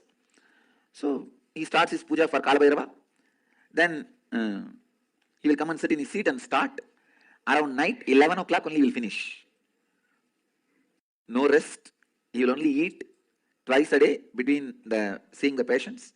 When I went there, I saw at least 10,000 people. It was not any special day, ordinary day. A villager. So, I stood in queue. But the moment he came to know that I have come, he received me and took me to his place. And then I told him I came for this devotee only. Then I just wanted to see also what he does. Then he asked the devotee to give a coin, and the devotee whom I took, he gave the coin, and he took the coin and just looked. I could see by his look the coin has melted. This coin is melted. It is not completely melted and poured out, but the process happened in the coin. I can see it has become liquid. I put that coin on the place where the devotee had a pain, put a bandage, over. In 2 days, pain vanished. What I could not do for 1 month, this old man who has neither intellectual idea about enlightenment nor the smell of enlightenment, he finished it in 2 days. 2 days means to heal it took 2 days, but the whole process did not take more than 2 minutes. He had to spend 2 minutes with me because I'm a VIP to receive me. Otherwise, he has done it.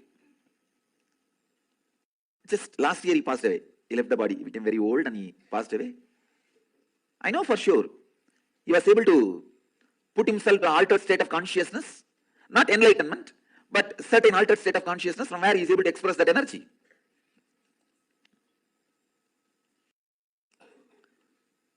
So I told him, do not think I am the only person. Maybe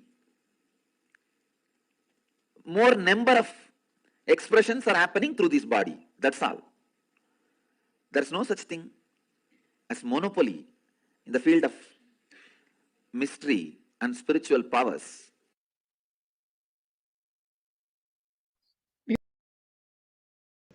So beautiful. You saw how Bhagavan was saying how a villager could manifest powers of Paramashiva just by in the space of oneness. They can experience the greatest reality. Here you can see one of the child playing with the cards and arranging the cards as per seeing how the other person has done it. All this great science we can experience once we know that Paramashiva is showing all this for us to make us understand that Paramashiva is real and he is reflecting in us as superconscious space. Now you can have some cards, or you can have some partner who can show you the cards which you can arrange exactly like how the partner has arranged. Or if you don't have anybody, you can arrange after you blindfold and arrange the same way, have two sets of them and arrange it same way and see how you got it just the correct series, or the starting is correct or the end is correct. Whatever you experience, you can make 10 shapes and just write it in a piece of paper and arrange it without seeing it, and tie your eye bands and arrange it first and have another set arrange exactly the same way. If you don't have anybody, just do third eye of seeing the shapes and marking it. If you have a partner, ask them to arrange shapes in the cards, and if you can arrange the same thing in a different color or different series, that will be really good. If it matches exactly 5 cards in a row, then you have manifested the powers. If you've just got the experience and experienced the Kundalini energy, you have started manifesting powers of Paramashiva. More and more start recognizing you can manifest anything you want as your reality. That is all we need to cognize. Somewhere we have not been able to cognize that we can manifest whatever we want as reality. As a child, we did that. That's why we started walking, talking, which is much more complicated. But now we have only thought that what we did is only thing we can do. If we can understand Paramashiva is here to make us understand that everything is a possibility in the next space. Like Bhagavan says, when your thought goes to zero, you can see your present, past, future, everything very clearly, that you can manifest whatever you want as your reality. And everything aligns to what you want. Prahlada, 5-year-old child, just pointing to a pillar, he made an avatar happen. So it's that simple, that you have to recognize yourself that you are Paramashiva, you are manifesting everything that exists, and you can manifest whatever you want, you believe as your reality very strongly inside you. Hold that powerful space. Now sit straight with the head, neck and spine in a straight line. Let's get into the deep Nirvikalpa Samadhi. Visualize Paramashiva, Parashakti in your third eye. Sit with all the Ayuda in your hand, 50 hands, 75 eyes and 50 heads. You can experience the oneness with Paramashiva, 25 heads and 75 eyes and 50 hands. You can experience the oneness with Paramashiva, and you can start manifesting the powers of Paramashiva. Unclutch from everything that you know. How you get into the deep sleep, exactly just unclutch by chanting the Mahavakya again and again from your navel center and deeply entangling with a deep listening. The chanting and listening to your chanting is the key for manifestation. The more you chant the Mahavakya, your frequency is raised. More you are in listening, your thoughts have to be in zero. Either we are in listening or thoughts have to happen. More you're listening again and again deeply to your chanting, you will simply experience the oneness and manifest the powers of Paramashiva. So let's start chanting and arranging the cards. You can do many times to experience how Paramashiva is giving you these small exercises to make you realize the ultimate truth that you are Paramashiva. Let's start chanting and surrender yourself completely into Paramashiva space. Let us get absorbed by Paramashiva, merge into Paramashiva in deep gratitude and surrender. Let's start chanting the Mahavakya with a deep listening to manifest the power of mind reading, arranging the cards. Nithyananda Paramashivoham. Nithyananda Paramashivoham. Nithyananda Paramashivoham. Om Nithyananda Paramashivam. Om Nithyananda Paramashivam.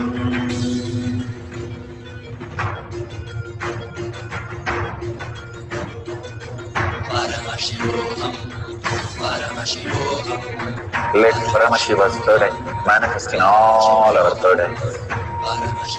Let the Amrita pour, let the Varni open up, manifest in all of us.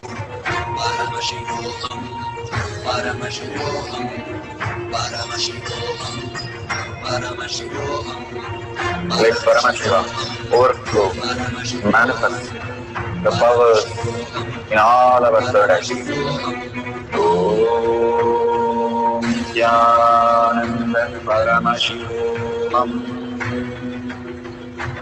Om Nithyananda Paramashivam. Om Nithyananda Paramashivam. Om Nithyananda Paramashivam. Om Nithyananda Paramashivam. Om Nithyananda Paramashivam. Om Nithyananda Paramashivoham.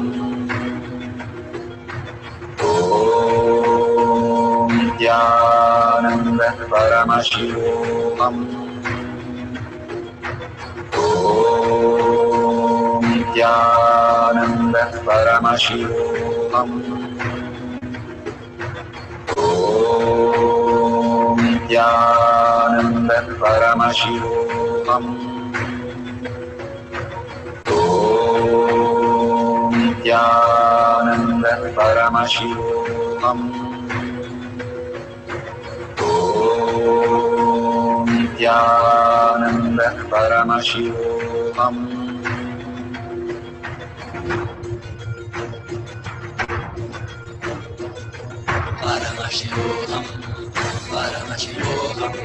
Let Paramashiva's third eye manifest in all our third eyes.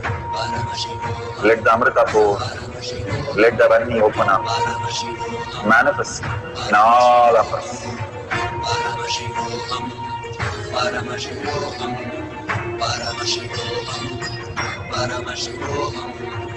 Let Paramashiva overflow, manifest the powers in all our third eyes. Om Nithyananda Paramashivam. Om Nithyananda Paramashivam. Om Nithyananda Paramashivam. Om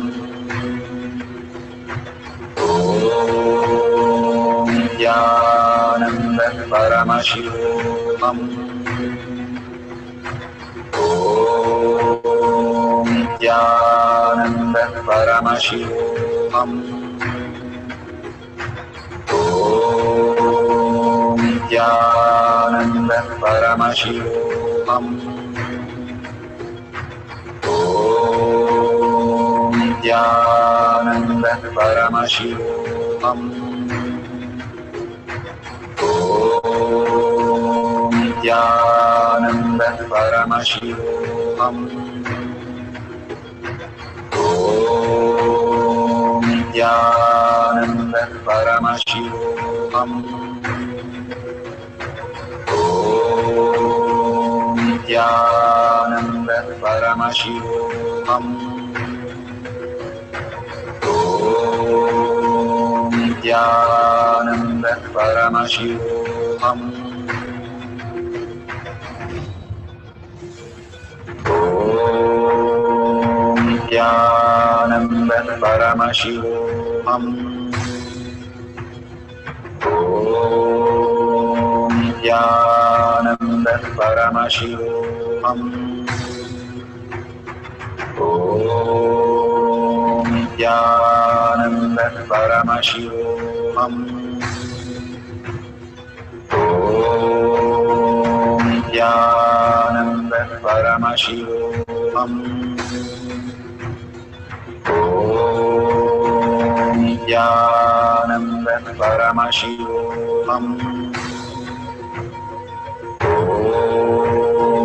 Nithyananda Paramashivoham. Om Nithyananda Paramashivoham. Om Nithyananda Paramashivoham. Om Nithyananda Paramashivoham.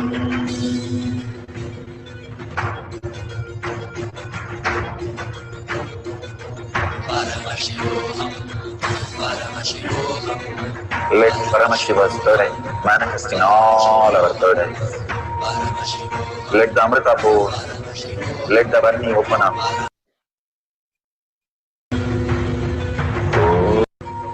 Om Nithyananda Paramashivoham. Om Nithyananda Paramashivoham. Om Nithyananda Paramashivoham. Om Nithyananda Paramashivoham.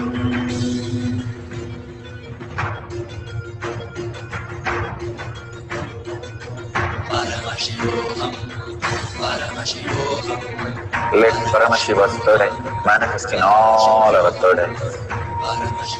Let the Amrita pour, let the Varni open up, manifest in all of us.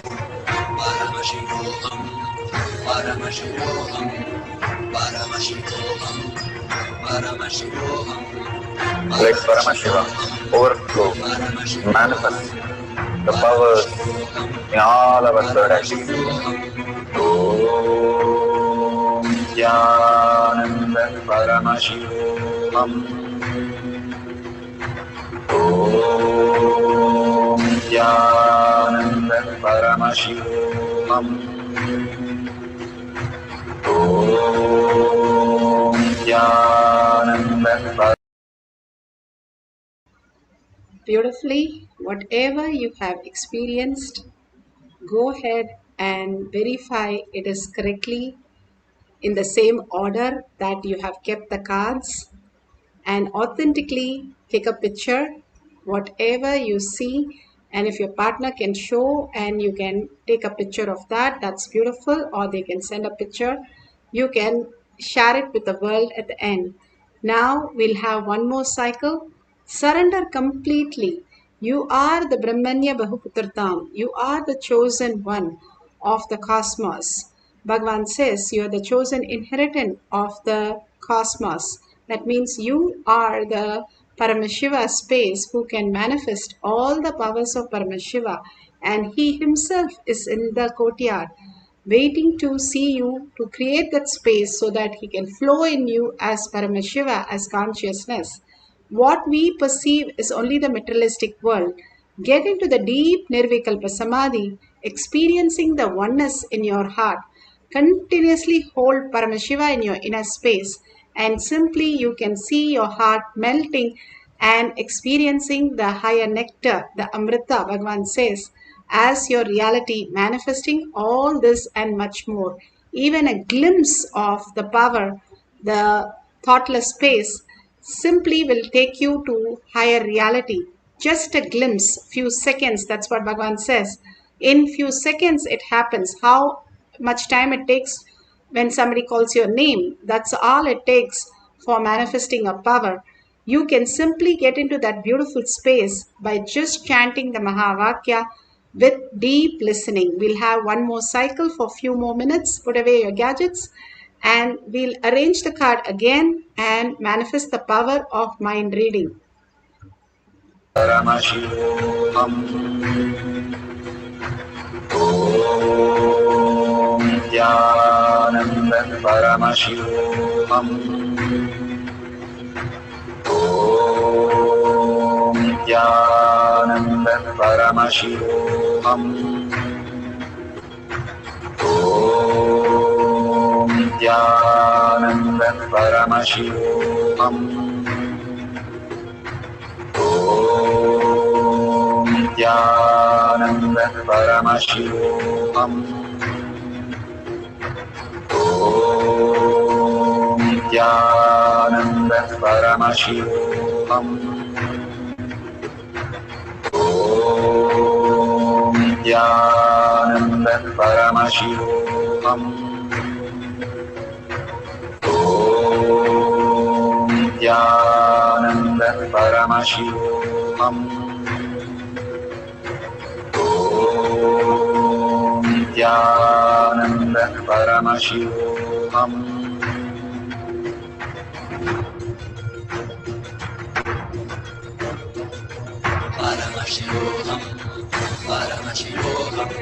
Let Paramashiva's third eye manifest in all our third eyes.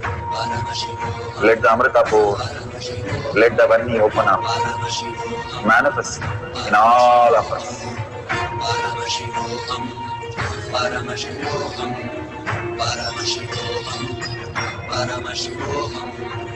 Let Paramashiva overflow, manifest the powers in all our third eyes. Om Nithyananda Paramashivoham. Om Nithyananda Paramashivoham. Om Nithyananda Paramashivoham. Om Nithyananda Paramashivoham. Om Nithyananda Paramashivoham. Om Nithyananda Paramashivoham. Om Nithyananda Paramashivoham. Om Nithyananda Paramashivoham. Om Nithyananda Paramashivoham. Om Nithyananda Paramashivoham. Om Nithyananda Paramashivoham. Om Nithyananda Paramashivoham. Om Nithyananda Paramashivoham.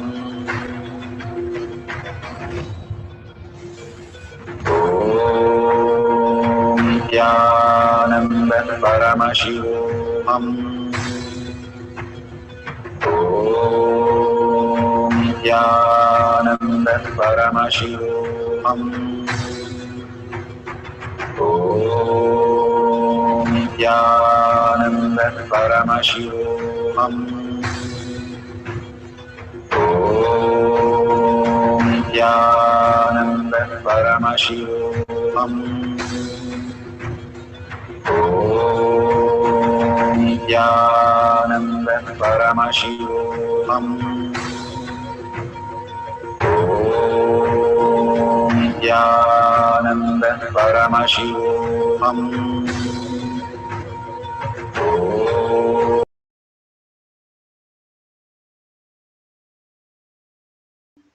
So beautiful. Whatever you have experienced, please share that in tinyurl.com/powermanifestation. Do it authentically, and all the sharing that Paramashiva is showing you is like how you take a tablet, it solves big problems. Same way, the small exercise that Bhagwan is giving, when we integrate ourselves to the detox program and all these Paramashiva yoga, Paramashiva puja, Paramashiva power manifestation, satsang, every single day like Balasans, we will raise into that superconscious space. More and more we are engraved in Paramashiva space. more it becomes reality. How much we are engraved into all the sufferings and all other outer world beliefs. Now, if we are more and more into Paramashiva space, we will be experiencing Paramashiva as reality. So please go ahead, share this and cause others to come and experience Paramashiva as real, and to Bhagavan Satsang and all these great signs he's showering on everyone. And it takes only 5 minutes to post in your social media and share it with your friends and families, thanking Bhagavan for all this and making our life more and more blissful. Surrender all this powerful cognition, power manifestation to Bhagavan's lotus feet deeply, with a deep earning Paramashiva in my thought, word, and action, Paramashiva as my reality, holding that as a powerful cognition. Let's end this session with a Purna mantra, thanking all of you in all the social media, collective integrity, collective consciousness to manifest the higher reality. So let's surrender to Bhagavan in deep gratitude and deep earning Paramashiva is real as our cognition, and chant the Purna mantra. Om Purnamada Purnamidam Purna Purnamudashyate Purnasya Purnamataya Purnameva Vashishyate. Om Shanti Shanti Shanti. Hari Om Tat Sat Sarvam Bhagavate Sri Nithyananda Paramashivam Paduka Arpanamastu. Om Nithyanandam.